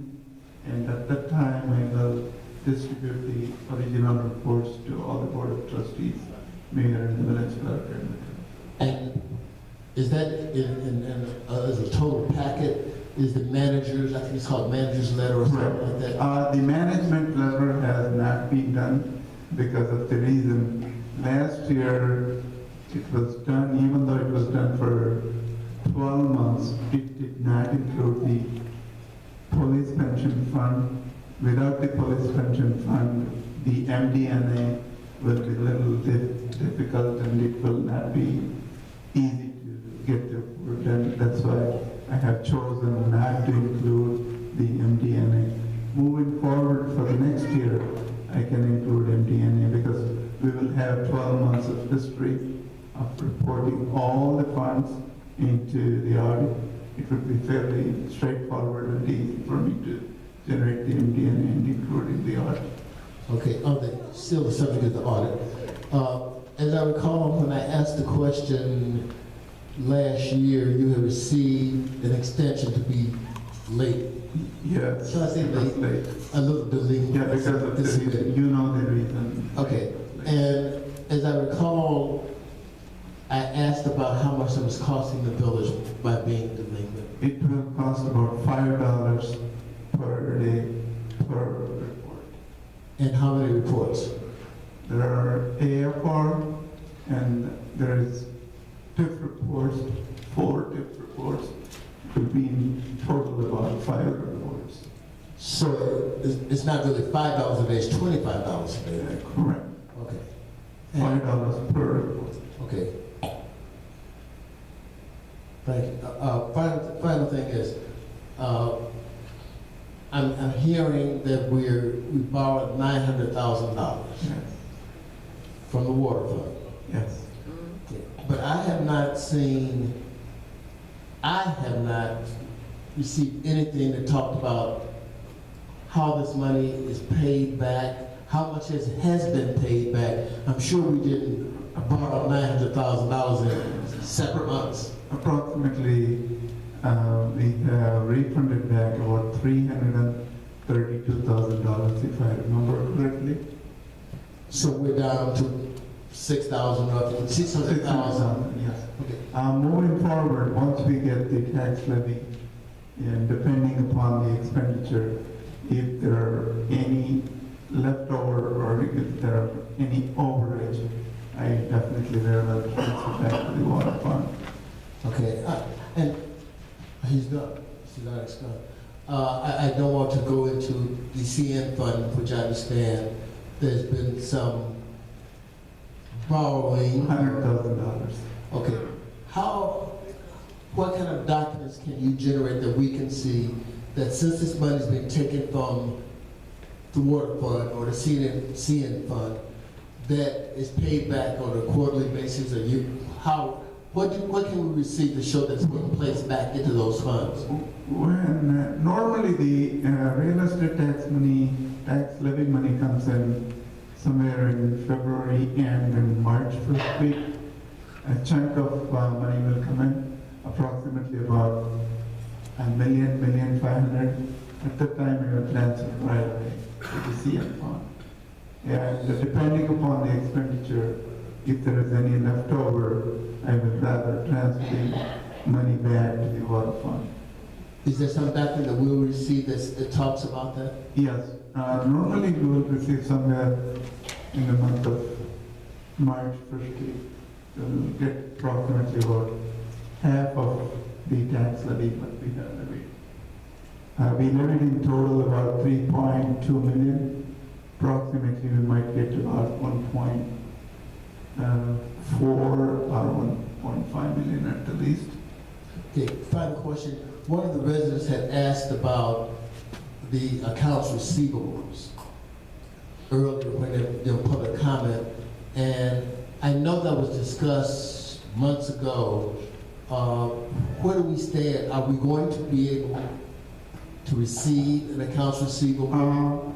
Yes, it is a failure on my part. Moving forward, I will report to the board and the mayor on an ongoing basis every month.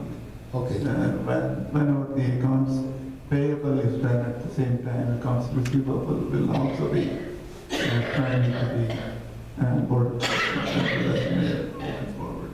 Okay, thank you very much. Trustee Burgess.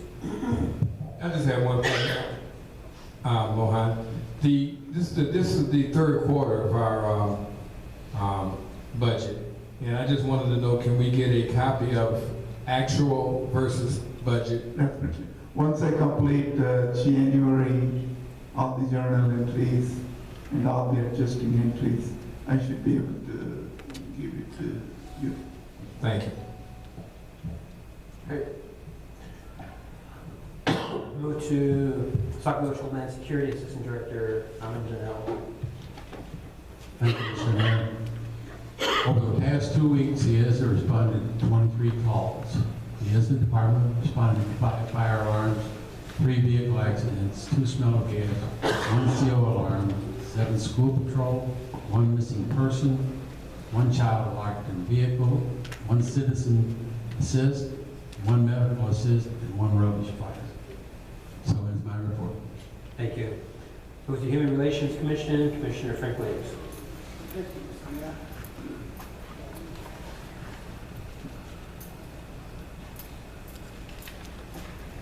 The Human Relations will be meeting again March 1st, but before we get to that, I'll say, we are not having an anniversary dinner in Sauk Village this year as we had planned. But instead, we're going to be visiting Park Forest, Olympic Field, Flossmoor, and University Park. For them who wants to attend this, it'll be back here next Monday, in the next board meeting, and you can pick up your applications to go again. But once again, this is all free, and you can go and enjoy yourself with it. Our board now is completely filled with members, and we're looking forward to everybody that want to attend. See me next week board meeting, and I will have the application for you. Thank you, Mr. Mayor. All right, thank you. Move to Housing Commission, Commissioner Halton.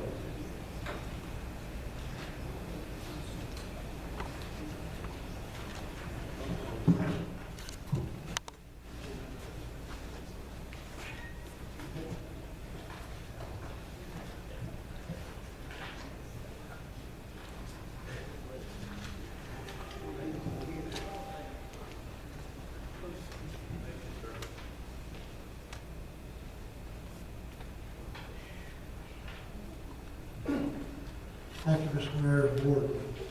The Housing Commission was able to complete the demolition of 9 properties during the last quarter of 2015. We started out 2016 qualifying 10 properties for demolition in Phase 2 for the renewed program. But during the final stage of the permit process, the village was contacted by the attorney representing the owner of the property located at 1747 Carroll Avenue, stating his client wanted to rehab the property, claiming he had been working on the property for the past 2 years. It was pointed out that the housing had the property boarded up 2 times in the past 3 years. It was also pointed out that the property has 21 outstanding tickets plus other expenses associated with this property.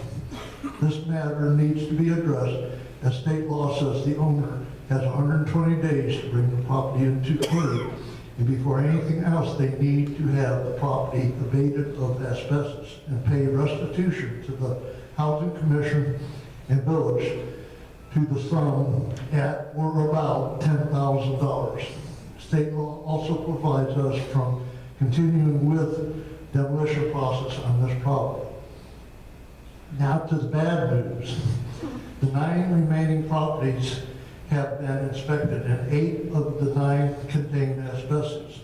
The Housing Commission has funding to cover 2 of the properties, but due to the village's financial state, unless housing can locate funding from outside sources, the demolition program will have to be suspended until funding can be established and funding can be secured.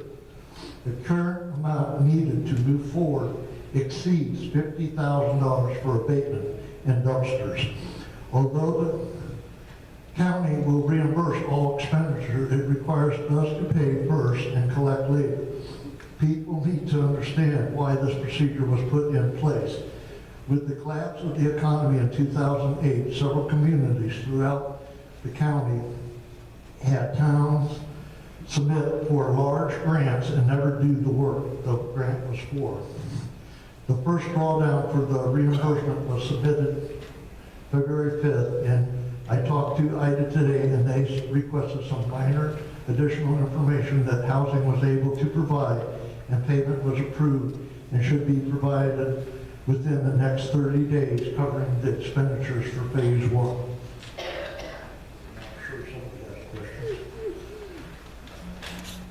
The second sheet I gave you is a breakdown of the asbestos reports, and I have reviewed and talked to Trustee Myers, who is assisting me in the inspection phases, and we do have copies of all the asbestos reports if anyone needs to see them.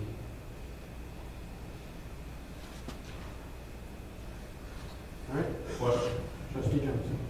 Out of the 8 out of the 9 homes, are all those homes boarded up and secure? Yes. Any other questions? Trustee Burgess.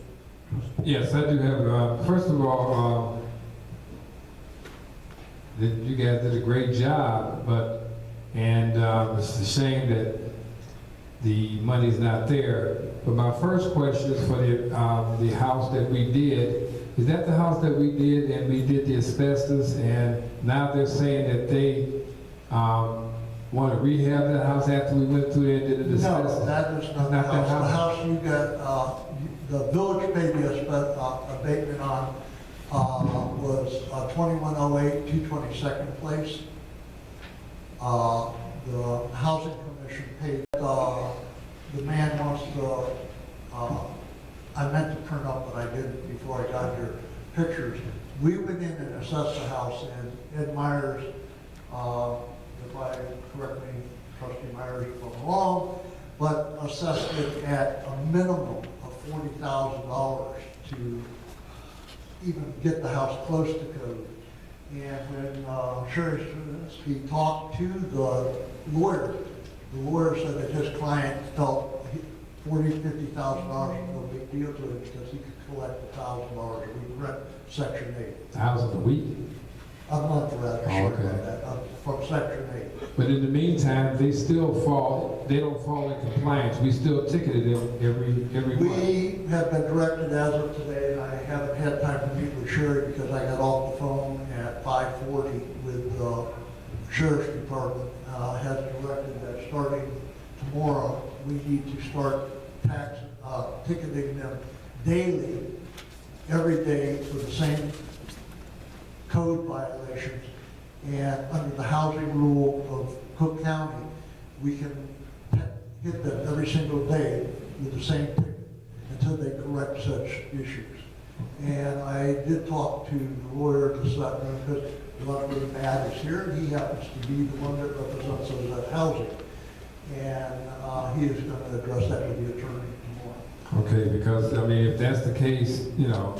As you can see, right now, they owe us $4,560 in past tickets. Okay. Altogether, they owe us $13,775. For one house. For that one house. For one house.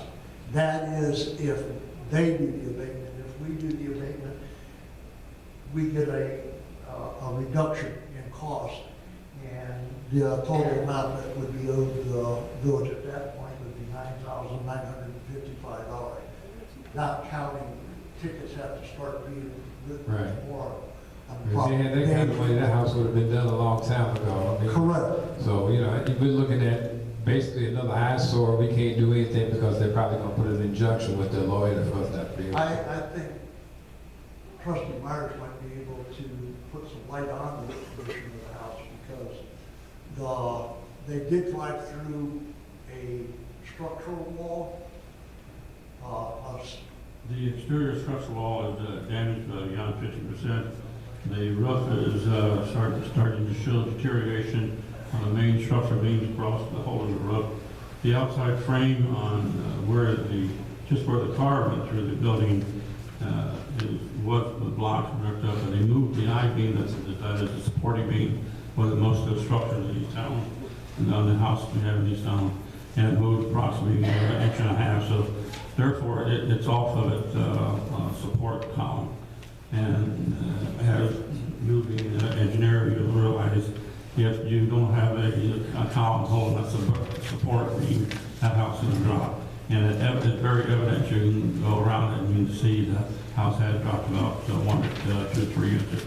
The floor in the entire house is buckled to a point that is starting to pop up. And sure, they can replace the floor, but not when the floor joists and stuff is starting to warp, and nails are popping out of that. And the house is, well, my personal opinion, is beyond repair. But however, the gentleman is very adamant that he can put this house back together.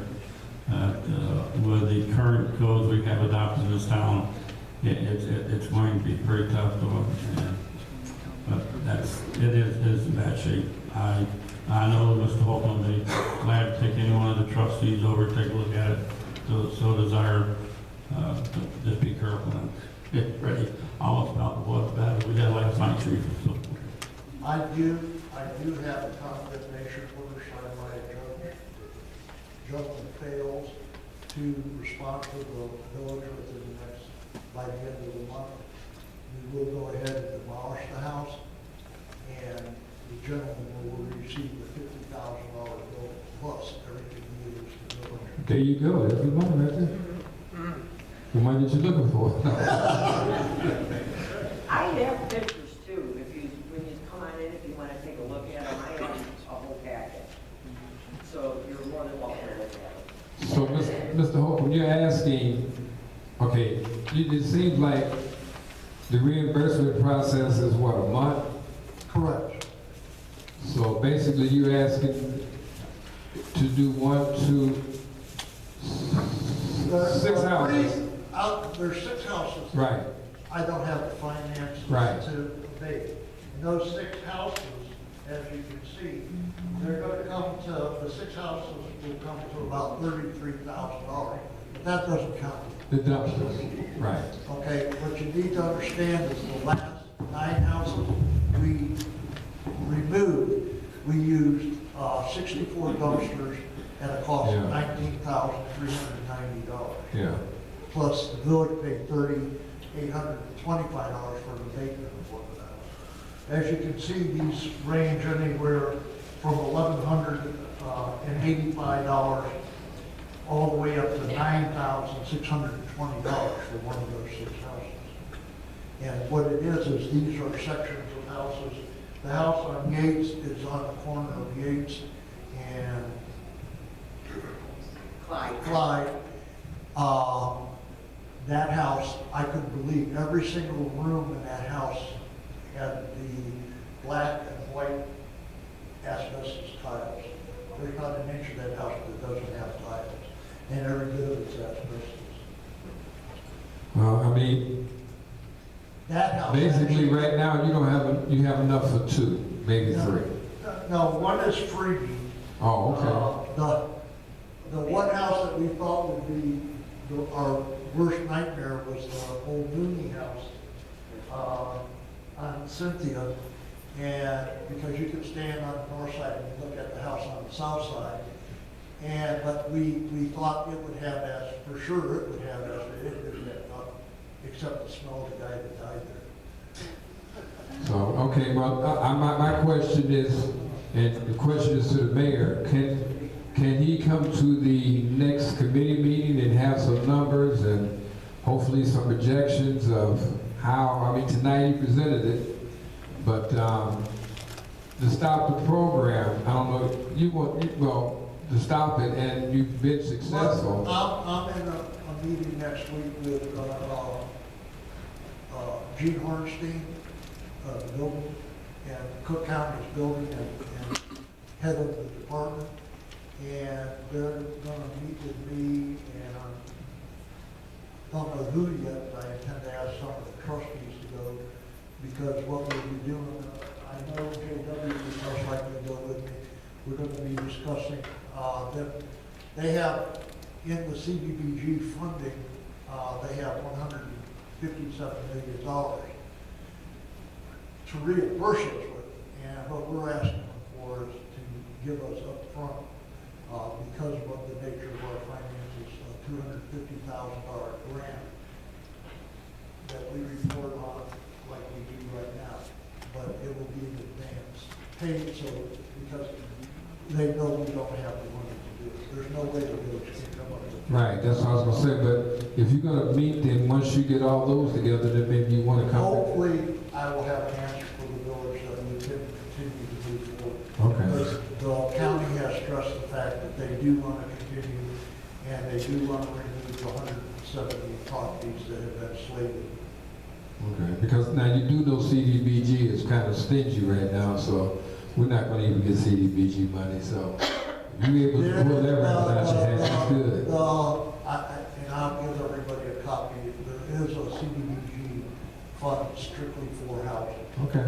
For this type of thing, not the old, what you're thinking of 25 years ago CDBG. It's a current fund that David was in on, the mayor was part of that. The mayor was in on a meeting through it's the mayors and managers that actually got the county the original grant. I would hate for this to go dormant. I mean, once you get the numbers and find out, then you may not have to come before the board. But if it doesn't, then, to get this far, and then, the reimbursement is reimbursement. At least we do know that's coming in. You're right, we don't have the money up front for a lot of things, but we'll see what happens then. Maybe once you get all the numbers and the commitments, you can come before the committee and we can, find out what we can do at that time. Anything else? All right, thank you very much. So that will be put on the agenda for next week. We're gonna wait till he has that meeting. See if he has any information about it. All right, move to senior committee. I'll skim through this a little bit. Senior open activities still happening every Friday from 12:30 to 3:30 p.m. There's no meeting membership or dues required. Light refreshments are served. Let's see, the chili chefs chili chefs are wanted for the committee's 8th annual chili cook-off. There's posters posted outside with the dates and stuff. I think we got some other stuff in here too. The Bloom Township Next Senior Committee community lunch tickets are on sale for March. Appointments are being taken for income tax preparation, and other programs include basic line dance. Classes are for 4 weeks for $8.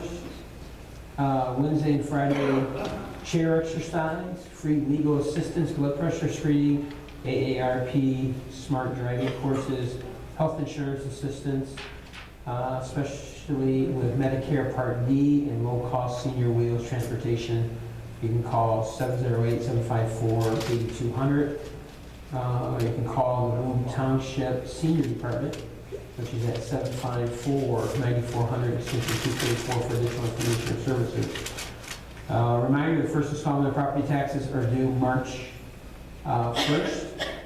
We've already talked about the scams, but remember, many frauds and scams are targeting seniors daily. The note here says, never agree for services from unknown sources or let any unknown person in your home. Just remember that the bank, Medicare, Social Security, IRS already have your personal information. Next senior committee meeting will be Thursday, February 11th at 7 p.m. Some things, if you're a senior, if you're looking for a Bloom Township Seniors bus trip, some of these are pretty far in advance, so if you want to write down in your calendars, but June 30th, $60 per person. They have a buffet, bingo, and baseball, and it's with the Chicago White Sox. So again, information the flyers over in the Senior Center. Bloom Seniors presents the Myrtle Beach show trip in Charleston, South Carolina. If you're interested, this is in September 25th through October 1st. $625. It's a 7 days and 6 night event. Departs from Bloom Township. And there's a lot of events going on at the Senior Center throughout the month.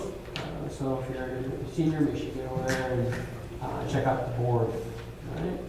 That said, move to new business item number 6. We have item A, motion to approve regular board meeting minutes for January 12, 2016. Is there a motion to approve? So moved. We got a motion. Is there a second? Second. Got a motion and a second. Any questions or comments? Hearing none, Village Clerk, please call roll. Burgess. Yes. Jones. Yes. Myers. Yes. Tate.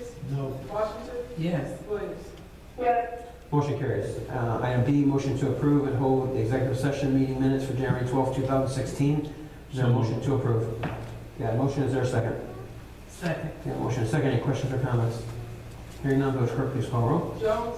Yes. Myers. Yes. Tate. No. Washington. Yes. Williams. yes, Burgess. Yes. Motion carries. Item C, motion to approve special meeting minutes for January 12, 2016. Is there a motion to approve? So moved. Got a motion. Is there a second? Second. Got a motion and a second. Any questions or comments? Hearing none, Village Clerk, please call roll. Myers. Yes. Tate. No. Washington. Yes. Williams. yes, Burgess. Yes. Jones. Yes. Motion carries. Item D, an ordinance abating taxes for general obligation tax increment, refunding bonds, Series 2002A, and general obligation capital appreciation bonds, tax increment, alternative revenue source, Series 2002B of the Village of Sauk Village, County, County, and Illinois. Is there a motion to approve? So moved. Got a motion. Is there a second? Second. We got a motion and a second. Any questions or comments? Hearing none, Village Clerk, please call roll. Tate. Yes. Washington. Yes. Washington. Williams. yes, Burgess. Yes. Jones. Yes. Myers. Yes. Motion carries. Item E, an ordinance abating a tax for general obligation tax increment bonds, alternative revenue source, Series 2008 of the Village of Sauk Village, Cook and Will Counties in Illinois. Is there a motion to approve? So moved. Got a motion. Is there a second? Second. Got a motion and a second. Any questions or comments? Hearing none, Village Clerk, please call roll. Washington. Yes. yes, Burgess. Yes. Jones. Yes. Myers. Yes. Tate. Yes. Motion carries. Item F, an ordinance abating a tax for general obligation tax increment bond, alternative revenue source, Series 2009 of the Village of Sauk Village, Cook and Will Counties in Illinois. Is there a motion to approve? So moved. Got a motion. Is there a second? Second. Got a motion and a second. Any questions or comments? Hearing none, Village Clerk, please call roll. Williams.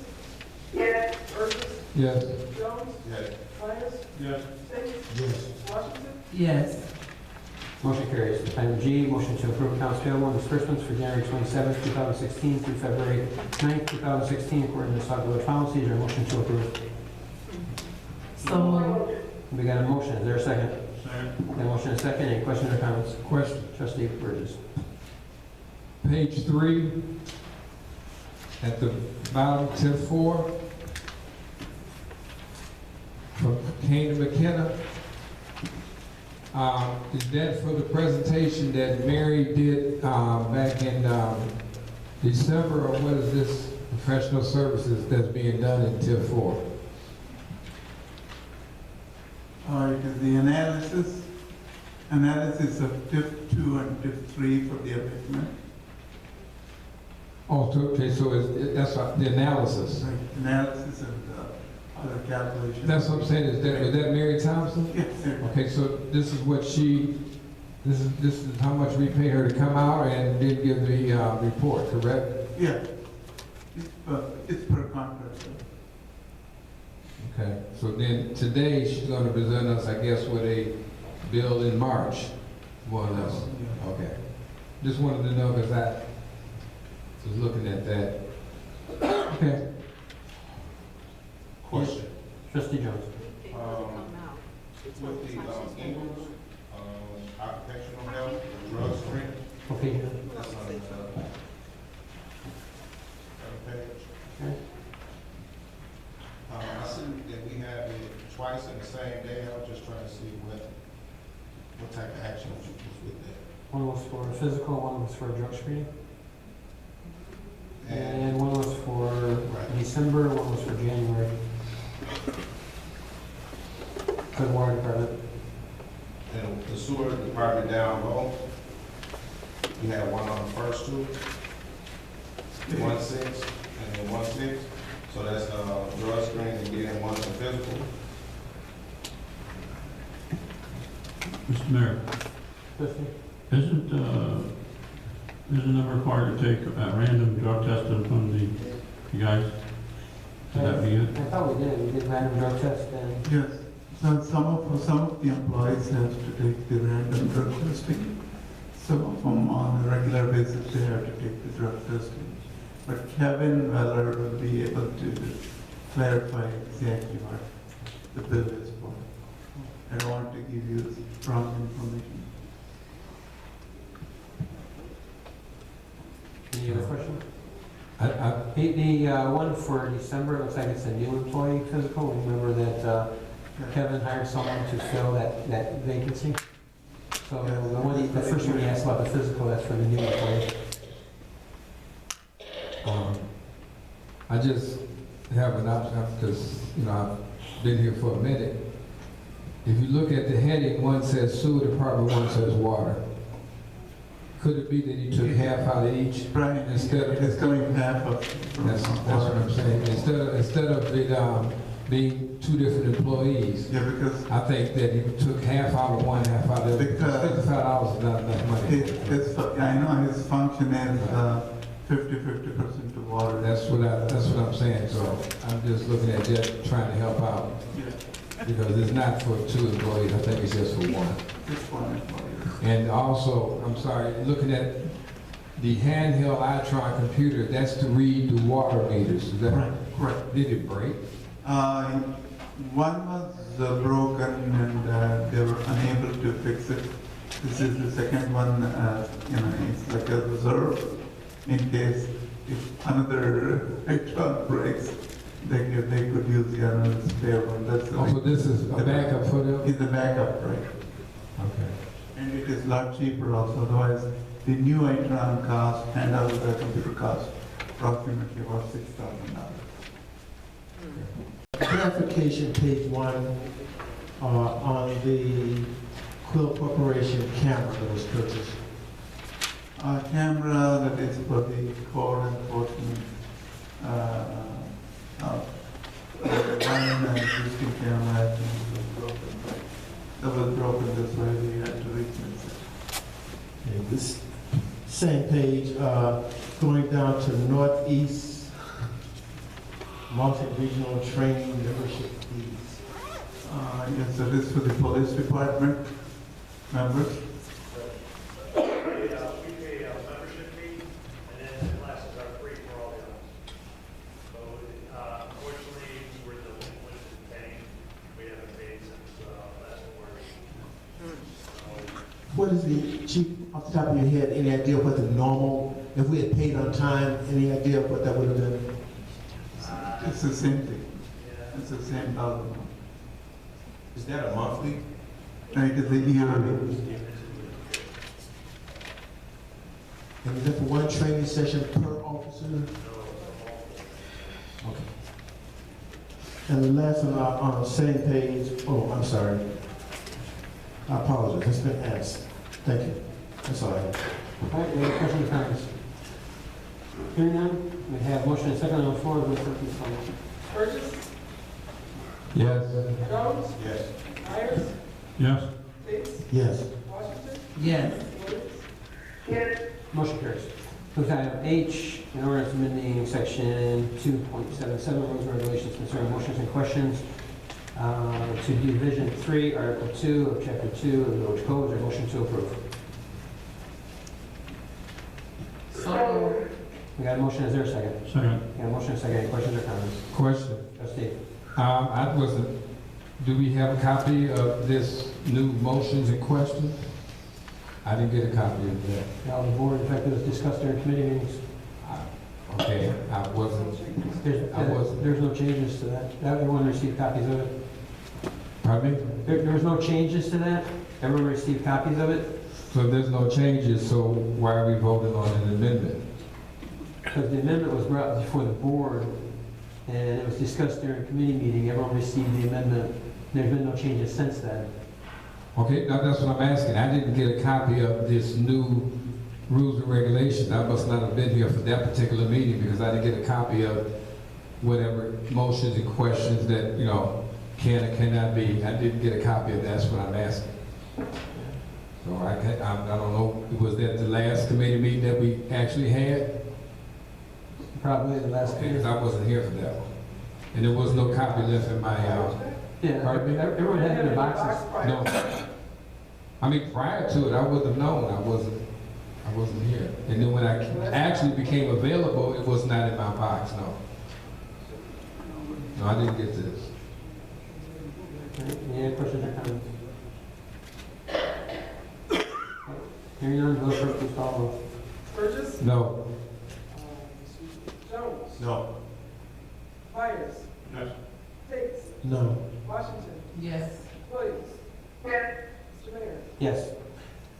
Move to item I, ordinance approving amendment to the village, I'm sorry, to the Sauk Village Municipal Code for the Village of Sauk Village, Illinois. Public comment. Is there a motion to approve? So moved. Got a motion, is there a second? A motion and a second. Any questions or comments? Question. Trustee. The original one that we brought to the board was changed. And that, because the one I brought to the board, I have copies of tonight. And this one that we have, that you're voting on now, has some things in there that was not in that. And I'm asking that this board consider this, put this on hold, consider this, and look at the one that we did put, and I'll pass these down. Mr. Mayor. That went back and forth to the committee. At the last time it was going back to the committee, I informed the mayor and the board of trustees that my committee is very adamant on the way they stand. I went ahead and called each one of my committee, and every one of them stated that they're still standing as is. I believe Trustee Williams made a motion. Let's put it out, see where it stands, see where it goes. And so it's the committee is standing exactly where we put it, and that was at the 3 minutes and the comments on the page 2. This is about the third or fourth time this has been before the board. That was 4 times it went back and forth. Yeah, went back to the ordinance review committee 4 times. Last decision was, I think probably about 3 or 4 weeks ago, was just put it on the agenda, let the board vote it. If they vote for it, it passes. If not, we'll continue using what we currently have. That was the comments that were made. But did everyone get a copy? Not everyone? That's the same one you passed out. Yes, it was, but the one that you're voting on tonight is not this one. This is what the ordinance review committee sent back to the board. Mr.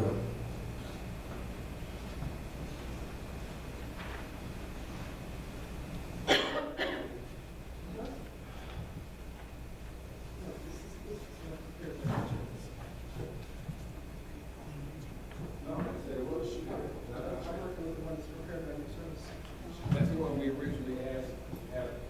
That's correct, Trustee Burgess. This is the one that you originally turned in. Yes. And I took it to the Yes. line committee. Yes. And the committee. But the ones turned into the attorney was not this one. I don't know how that got. This is the one that we asked that you look at as far as the ordinance committee, review committee. But the one turned into the trustees is different than this. That's what I'm saying. So I don't know how that one came about. Trustee Lewis. The last board meeting that we had this exact same discussion because we talked about these two ordinances, the public comment and the amended, the amendment of the trustees. And we talked about that at the meeting with Trustee Burgess was not present. We discussed the fact that the public comment one had gone back and forth, and that it was my opinion that it should just be called for a vote. At that time, that was a committee meeting, where Trustee Burgess was not present, but at the board meeting, we talked about the answer because it was not on the agenda to vote. And at that time, Trustee Burgess, you stated that it should just be brought up, so it should be brought back and forth, it should just be brought up for a vote. At that time, I said, I completely agree with you, and it just needs to be on the agenda because it's either going to pass or it's going to fail. And the ordinance review committee has gone back multiple times. They have looked at the suggestions, we reviewed it, but the ordinance is as it stands right now, and that's how it's been presented. So in my opinion, that we just call for a vote, and if it's going to pass, it's going to pass, if it's going to fail, it's going to fail, and then we can move on from this topic, because we've been going over this now for about 4 months, and there needs to be a decision that's made. But the one that, Trustee Williams, the one that was presented tonight, which I don't have a copy of it with me, but the one that's presented is not the one that I presented to the ordinance review committee. And this, the one that's presented I tonight. understand that. The one that is presented tonight was what you presented a copy. But as I explained before, you presented a different copy, but not everybody on the board agreed with what you presented. And not everybody on the ordinance review committee agreed with that. The way that the ordinance has been presented today is what the ordinance review committee is suggesting. Every individual trustee has the right to vote. It's going to pass or it's going to fail. I understand it's not what you presented, but the committee has nothing to do. They reviewed it 4 times. This is what they presented. So I'm asking that the trustees, you know what you know the content of the document. You have the opportunity to pass it or fail it. At this point, in my opinion, we discussed it for 4 months. It's not going to, the wording isn't going to change. If it's not the ordinance that you presented, I'm assuming therefore it's not something that you would vote for, that's fine. Have the opportunity to vote for it, but then we can get it off our books because we're just holding up this process. This public comment ordinance is something we've been looking at for 4 months. So I understand your frustration that it's not what you wanted, but it is what the ordinance review committee is presenting at the time. So I'm asking that we just take a vote. okay, but Trustee Williams, the one that you're talking about is the one that the ordinance review committee did not have at first, and I'm asking I'm asking for this one to be considered because this is the one that we presented at the time. After we presented this, then another one appeared, and now that one is the one that you're going to vote on because we already know what the vote is going to be. So it doesn't matter. We're going to go through the process, and I can understand that he wants to go through the process right now. But this is not the one that was presented originally to the committee. So I just wanted to know, state it. And Mr. Mayor, could you let us know, because I don't have a copy, or maybe the clerk let us know, the one that we're voting on tonight, how does it differ from the one that we talked about? That's all I'm asking. How does it differ? Mr. Mayor, Trustee. there's 2 major sections that was in it. that the committee wanted to look into, and we spent quite a bit of time discussing it, and all 4 times of it. One was the time limit, and the overall committee elected to stay with the 3 minutes. And the second section that was changed was the public speaking to the board. Prior amendment to this section is appeal to the entire member of the public may address the board, and it's 3 minutes. Regular board meeting committed to the meeting and any special meeting of the corporate authority during any meeting of any board, committee, or commission. Each person may give their name on record. And then the section on father, we asked, we changed the wording a little bit, and that does it state that they can ask on any question, or does it have to be agenda items only? On this one that we're voting on, is it? I don't see anything here that states that they can ask questions on any topic at any meeting. the original one came into it that had that, yes. The original one that I said that we can ask, but this one that we voted on still states the old agenda, I mean the old ordinance, that they can, and that's what I'm asking. I don't see it on here that they can ask any question for any topic. Pardon me? Pardon me? It is what's written on that paper. You got my paper. I know, I'm just saying, but there's nothing on here that states that they can ask any question. The reason why we changed it so they can ask any question at any meeting. It doesn't have to be agenda items only. That's the reason to change it. And that, it could be, you know, it was 3-5 minutes. That's the thing we went back for. I have no problem with it being 3 minutes. I do, however, have a problem of it being agenda items only. It should be at any meeting you can ask any question. You have to wait for 3 weeks or 2 weeks to ask a question. That was the reason to change. That's the reason that we changed it, the public comment. That's the reason why it was suggested to be discussed. I know that yourself and Trustee Tate stated that with 2 things that you had to point of contention with were the 3 versus 5 minutes and the commenting on everything versus only on agenda items only. Those 2 items were things that were discussed. Now, those 2 items in this ordinance are 3 minutes and on agenda items only. But I understand, like I said, I understand your frustration. That's what you presented, but that's not what the ordinance used to be presented. If you remember our first committee meeting that we discussed it, that I actually chaired that meeting, I suggested that we would have public comment for 1 hour total. That's not in that ordinance either. No, it's not. Something that I suggested, and it's something that I think we need to look at, but it's not an ordinance. So we offered the ordinance of committee suggestions, we went around the table as a board, we discussed multiple suggestions. This is what they've given us. So again, I'm just asking that every trustee, the 2 points of contention are 3 versus 5 minutes, public comment on everything, and this ordinance stands at 3 minutes, and that they just said the audience can discuss things on agenda items only at certain times per ordinance. That's the ordinance says. And again, it's either going to pass or it's going to fail, but it needs to be something that we can move on from, because we've been discussing it for so long. Question. Trustee Tate. Could I have a legal opinion on whether or not the ordinance is the same and the number would be the same? That we take a vote on both of these items?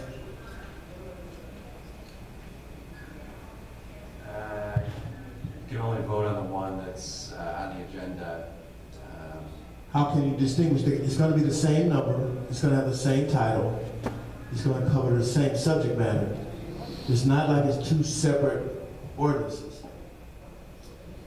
Yeah, it's intended to be the one that was included with the order, with the agenda, you know, with your packets and names, you know, essentially identical to what it's. Mr. Attorney, how can you talk about what was intended? We only have a document in front of us. We don't know what your intentions were or anyone's intentions. We're just talking about what's actually before us. And I contend that it's the same subject matter. It's going to have the same ordinance number The only thing that's changing is the two items that Trustee Myers just mentioned. So, why can we not vote on both of them, one after the other? It's really just the one that's with your packet that is included on the agenda. You know, the other one would be an additional item which you don't have on your agenda, so it would be, you know, it wouldn't comply with the Open Meetings Act to vote on a second ordinance when there's only one on the agenda. But sir, I do have a question. My question is, I presented one to the Ordinance Review Committee that has been presented for since October. Someone chose to present this one to you guys, to the law firm, and then subsequently put it on the agenda to be voted on. That's the one that we're talking about today. But the original one was just put to the wayside and not even put on the agenda. And I don't know who made that determination, because that's not the one that was in question for the last 4 months. So I don't know how they can take what we had and change it to what they want and present that, and not even present the one that was originally issued to the Ordinance Review Committee. Even Trustee Meyer said himself that this is not the one that was presented, but this is the one someone from Ordinance Review presented this one to the lawyers to look over and then subsequently put on the agenda to be voted on tonight. Hang on, Trustee, just so we make sure we're clear, is what you have before you tonight is an ordinance that was sent to you through the Ordinance Review Committee. This is an ordinance that was discussed at multiple village board meetings, and it was called for a vote. So what we have before you tonight is an ordinance that was presented by the Ordinance Review Committee. That's what I said. I just stated that. And but it was discussed at a meeting, perhaps at a meeting you were not at. No, it was discussed at a meeting during the committee. Then what happened to the one that I presented to the board, I'm sorry, to the committee back in October? The committee took, I'm not going to speak for the committee, but I can only assume that the committee looked at yours and presented the changes that they're recommending. Trustee, just because you present something doesn't mean that the committee has to take it and put a rubber stamp on it. I do understand that. I believe me, I understand that very well. But I'm just asking, why the one, how come, who made that decision not to, because we did this one back in October, who made that decision not to recommend or put that and give that to the lawyers rather than to give both of them to the lawyers? And who made that decision not to give the second one to the lawyers is what I'm, Because, hang on, I got Trustee Myers before you, but real quick is, when an ordinance is presented, it goes to the Ordinance Review Committee. The Ordinance Review Committee reviews it and makes recommended changes and sends it back to the board. Trustee Myers, I'm sorry, go ahead. All right, first, you want to go back. First time we presented this to the board, it had 5 minutes and it had about 1 sentence in the paragraph below it. The board ordered it back to the Ordinance Review Committee. I took it back to the Ordinance Review Committee. We went back through it, and at that time they said, all right, fine, we're going to go back to 3 minutes. We're going to keep it 3 minutes, and they made a change to the section right below it, and the ordinance is being amended in order to follow the public express an opinion to the question in an orderly manner and allow the corporation authority to conduct business. And you have to realize that if it goes in front of the committee, your committee, if you make changes in your committee, you're going to tell, if it needs an ordinance, you're going to tell the ordinance or the attorney to write it that way. That's the way we do it. We submitted it, we talked to the attorney submitted the draft, we approved the draft, we brought it to you guys, it's in front of you. I mean, what is there not to understand? The committee itself made an overall decision to keep the 3 minutes and change it in one section I just read. And that's all I have to say on this, Mayor. Okay, so then that... No, go ahead, I mean, I was talking.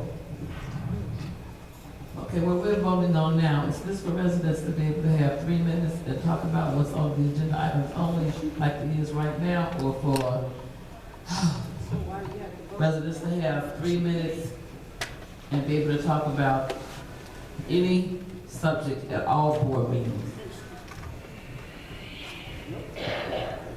This is the 3 minutes during regular board meetings. Okay, so it's as it already is right now, the first and third, whatever they want to talk about in the second and the fourth. So we're voting on that right now? Okay. Trustee Williams, I know you've been waiting. I'm sorry. Go ahead. Okay, Trustee Myers basically explained and told you that they're basically not worth. I just wanted to make sure that there wasn't a misconception that somebody, whoever, randomly chose to pick this ordinance. There was a process. The process that happened 4 times in order to do it. And we've done now for a couple of times. It wasn't just arbitrarily suggested that this goes to the attorney. There's a committee that was formed, reviewed this. And this is what they presented, and I just think that no amount of talking that we do here tonight is going to change it. It's either going to be, it's either just a motion second, so either the people who made the motion in the second are going to, I was one of those, I'm not going to remove them to mine, and, or it's going to be voted up, and it's either a pass or just fail. And if it fails, then we go back to the drawing board. If it passes, then it is what it is. But this is not something that was just hand-picked. This is something that the board was first at committee meetings. We passed our suggestions to the board previously. They brought 4 different versions back to us because we have suggested different things. This is their final version.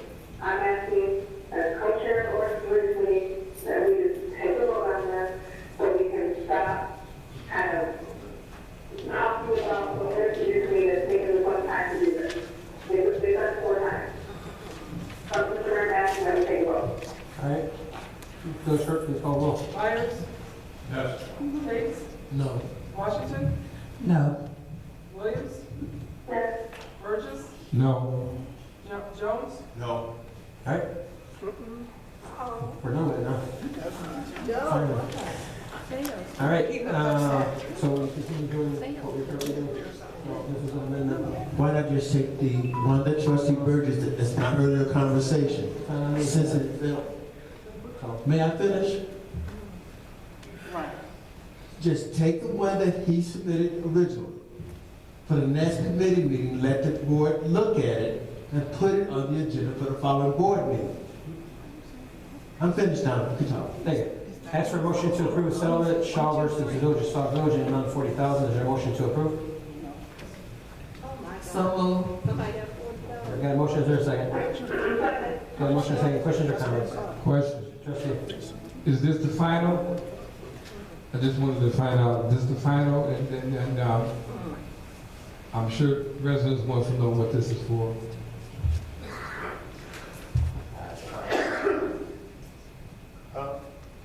Use the mic. It's a final settlement. For what? What's it about? It was a resident who alleged that he had gotten sick From the water. The village's water supply. There you go. All right, any questions or comments? Any none, Village Clerk, please call roll. Tate? Yes. Williams? Washington? Yes. Yes, pay them people. Yes. Burgess? Yes. Jones? No. Myers? Yes. Motion carries. Ask for a motion to approve settlement Sims versus Village of Sauk Village, in the amount of $18,000. Is there a motion to approve?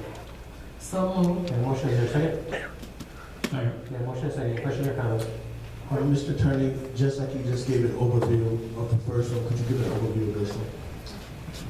Yes, this is another final settlement. This was an individual who alleged she was falsely arrested, and it was also an excessive force claim. Just allegations, the village isn't admitting any liability. This was just a financial decision. So this was a final settlement after a settlement conference with the federal judge. Any questions or comments? Hearing none, Village Clerk, please call roll. Washington? Yes. Williams? Yes. Burgess? Yes. Jones? Yes. Myers? Yes. Tate? Yes. Motion carries. Item number 7, miscellaneous comments from the Mayor and Board of Trustees. Trustee Williams. This is a reminder, I know we talked about public comment, and I think that could he asked that this item be back on the committee meeting agenda to discuss the difference between those 2 points of contention. I just want to remind all the trustees that Trustee Myers and I did ask for at the last committee meeting that we had. Sorry. We did ask all the trustees to contact us via email if they had any other suggestions before we submit a final copy. So again, if we're going to put this on the committee meeting, I'm asking that everybody please contact us via email if you have any suggestions, so we can report this back to the order committee. Everybody received this copy? Did everybody receive this one? I was going to say, I can give Trustee Williams, I have another copy. I'll give to your mom that you can read it. I have 2 copies. I'll make sure. Oh, okay. Then I do have a copy of what it is. Okay. All right, anything else? My comment is, why does it have to go? They had the document once before. They decided they didn't want that document. Why are we sending it back to them? Why not just put whatever Trustee Burgess handed out on the agenda and let it be voted on or not voted on, just like we just did the first one? So you're talking about bypassing the orders you read today? They seen it. Everyone said it. Everyone said they saw it. Yep. They decided against it. Listen. So why are you sending it back? They saw it and they weren't against it. There you go. Right. That doesn't make sense. And you have committees for a reason. Duh. So you submit it back to them, and then they're gonna send us back what was just voted against just now. Right. That does not make sense and it's wasteful of time. There's committees for reasons, I'm saying. If you didn't have committees, you just go ahead and bypass them all. You ain't saying nothing. It's not bypassing if they saw it already. It's not bypassing. Listen. They already saw it. Pay attention. As the trustee, he's sitting right here. They saw it. Trustee Williams, do you have anything else? You want to? Trustee Myers. All right. Send it back to us, but I don't think my committee is going to change their mind, but send it back to us. Thank you. No problem, but I have to agree with Trustee Tate. That, you know, the committee will make a decision. At this stage, give it to the attorneys and go by the state statute. The state statute is very plain, point blank. But that's all. Trustee Tate. I didn't ask to speak. Anything? No, I said all I had to say. Good. Trustee Jones.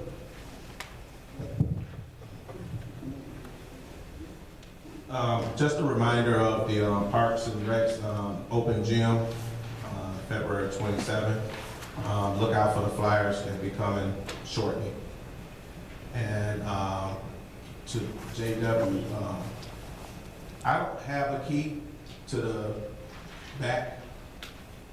My only way in here to even get into the building is through the front door and through this door. That's the only way I could get in here. I have no other keys to get in, so just to let you know. I gave you a key. I think it was the back door key. It actually was the key to that key to this door. Right. And so, I'll just continue to use that key. Exactly. Trustee Washington. Thank you, Mr. Mayor. Just want to say that we do have the tickets on sale. You can get them at the Village Hall. And for those of you that want to help us to get donations, and if you want to take tickets to sell, you can see me or any of the Black Club captains after the meeting tonight. That concludes my report. Trustee Burgess. I said everything I needed to say. This is a shame. It shouldn't be about keys. It should be about other things that we need to. We've had someone come here and tell us we need to do something as far as get money for demolition and trying to clean up the village. These are the things we need to talk about, not about if we can get inside this room. That should be a non-entity. It shouldn't even be anything to talk about. What's so important that you can't come in and assemble and have people come in and assemble and talk. These are the residents of the village. But it lets me know, and it lets the residents that are here know just where we're headed, and how we're headed. We shouldn't be we should be trying to figure out how we're gonna get some more money, where can we get money, how we get business, and what are we gonna do about the blight that we have in the village. Changing locks, and I still contend, changing locks on a building that's been here for the last 7 years, all of a sudden you change locks on a boardroom. For what reason, you never answered that, but, you know, we'll find out. We'll find out. If I have to go somewhere else, fine, but I'm coming to our lawyer that we pay each and every month to ask for a solution to have this rectified. It's a shame, Mr. Mayor, that we have to go to that point. You're the mayor for all people, not for the ones that don't agree with you, but for all the people. And that's what you're here for. You know, you tell me one thing and then you say another or do another, you know, just like 4 years ago. So, but you know, we should try to work together, and now you understand why things are the way it is. A second thing I'm asking, can this particular ordinance, He's a liar. and I'm asking you and I'm asking the village clerk, and the lawyers are here, they put it on the agenda. Since we're not going to do anything, can we put this on the agenda for next week if we have a meeting, that we can put this on the agenda to be discussed? Because the Ordinance Review Committee said they've already seen this. They don't have to go back over and over again. They've already seen this. So we need to put this on the agenda for next week to be voted on the following week. I'm asking that question. Yeah, I think, trustee, what I'm hearing tonight, which is very concerning, is I've got two trustees now that say they want to bypass a committee. Committees are put in place for a reason. Mr. Mayor, please state correctly. I never said anything about bypassing the committee. If, you know, down in Springfield, If we make my statements correct. if they bypass committees, and the committees are there to come back with recommendations for the board. So, You have you no know, to say that we're going to review it and vote on it the following week, I'm not going to say yes to that, because what you're saying is, I'm going to present it next week, and we're going to vote on it. No, we're not going to vote on it next If week. you want to present it to the committee meeting, I've got no problem. The committee does have a copy of this. If you want to present this to the village board at the next committee meeting. That's what I'm asking. Can this be put on the agenda for the next We meeting? can do it. We'll put it Okay, on. that's all I'm asking. That's all I'm asking. But again, once it's discussed in the committee meeting, and then whatever the trustees changes they want to make, then it's going to be sent back to the Ordinance Review Committee. Okay, but I'm just asking for this to be discussed, because we took 35 minutes. Can this be discussed at the next committee meeting? And then, trustee, I already said. and then, because the chairman has the copy of this right now. Okay, I've already said it'll be discussed at the next committee meeting. Thank you. That's it. That's all. And then what will end up happening is whatever changes the board decides next Tuesday, well, that will be sent to the Ordinance Review Committee. So, all right, anything else? Well, that's all I have. All right. List of things here. Let's see. First of all, before we lose her off the phone, congratulations to Rosie and your new child. Wish you the best. I just want to make an announcement here, just so the trustees understand how the trustees get paid. You get paid for a board meetings, you get paid for your standing committee meetings. Make sure that when you're filling those reports out, this is not for just one of your subcommittees, or if you have a meeting with someone else, you cannot sign those papers and turn them in. You can only have it if you have it with your standing committee. Your standing committee, which is by ordinance, is with your other trustee. So if you're filling these out and you're not having your meetings, you're falsifying records, which is very clear, all right? The other thing we have here is, I know there's been a lot of talk about the keys and stuff, so what we're going to end up doing is, which I've already said, you do have access because there'll be a key at the front desk. We'll make sure the keys at the front desk. Going forward, JW, we'll make sure this back door here remains open. That door there will remain locked. Trustees already have access to the building from the front and the back. You can always come to this back door and you can walk over and open the doors yourself. If any trustees come through here, which will be on camera, it will be your responsibility to make sure that you lock those back doors and leave that door open and keep an eye on that door. I want to know if that door gets closed at any time, who closes it, all right? Could you make sure I get a key, since I don't have keys to anything? So, you got keys? And then, first, let's see here, this Saturday, Meet the Mayor, we're going to have it, we'll be meeting out there in the hallway. So, anyone wants to come, I'll be, make myself available. What you talking about? Nobody ever comes. From 9 o'clock to 11 o'clock, if anyone wants to come and kind of talk what's going on. The other thing is, let's see here, There was some talk about the posting of the agendas. Last week we would have had a meeting, however, there was a formal complaint that was sent to our FOIA officer in 2 emails. One came across at approximately 7:01 on Sunday, another one came across approximately 45 minutes later in a formal complaint saying that it was not posted. However, when we pulled the videos, we did show that the individual that sent those emails was nowhere near the village hall, nowhere near the postings. We checked the whole entire time. We know exactly when they were posted. We do know that the seniors were having an event. Someone was called from the seniors because we were concerned if maybe someone did get in here and removed those agendas. So you do see the senior going and taking a picture of the posting. It's still there at approximately 9 o'clock. So, and we're not able to get all those videos pulled until after last Tuesday's meeting. I don't know if we could have had all that information prior, we would have had a meeting last Tuesday. But to give you an example, there's a lot of costs whenever there is an allegation, or if anyone says that you've broken an Open Meetings Act, it costs, because we have to get the attorneys involved, because the Attorney General is involved. We just got an Attorney General Open Meeting Act violation from a trustee sitting on this board. So it's, again, it costs you, the residents, money, because we have to get attorneys to make sure were we in violation or were we not in violation. We were unable to get the information to show that we were not in violation until after the meeting would have been held. I think we got the information on Wednesday morning when Gerald was able to pull those tapes. So we are looking into, the village clerks, they were making sure that the information gets out there.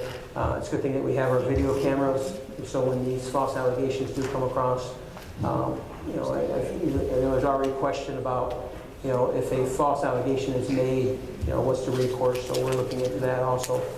Since there was, those emails did come across, we do have it in the emails by the individual. We have times, everything. So the last thing I have is Valentine's Day is coming up. Don't forget your sweetheart. So, and to all the ladies here, happy Valentine's Day.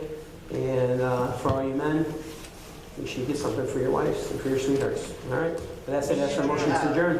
Okay, motion, is there a second? Motion and a second. All in favor, say aye. Aye. Meeting adjourned.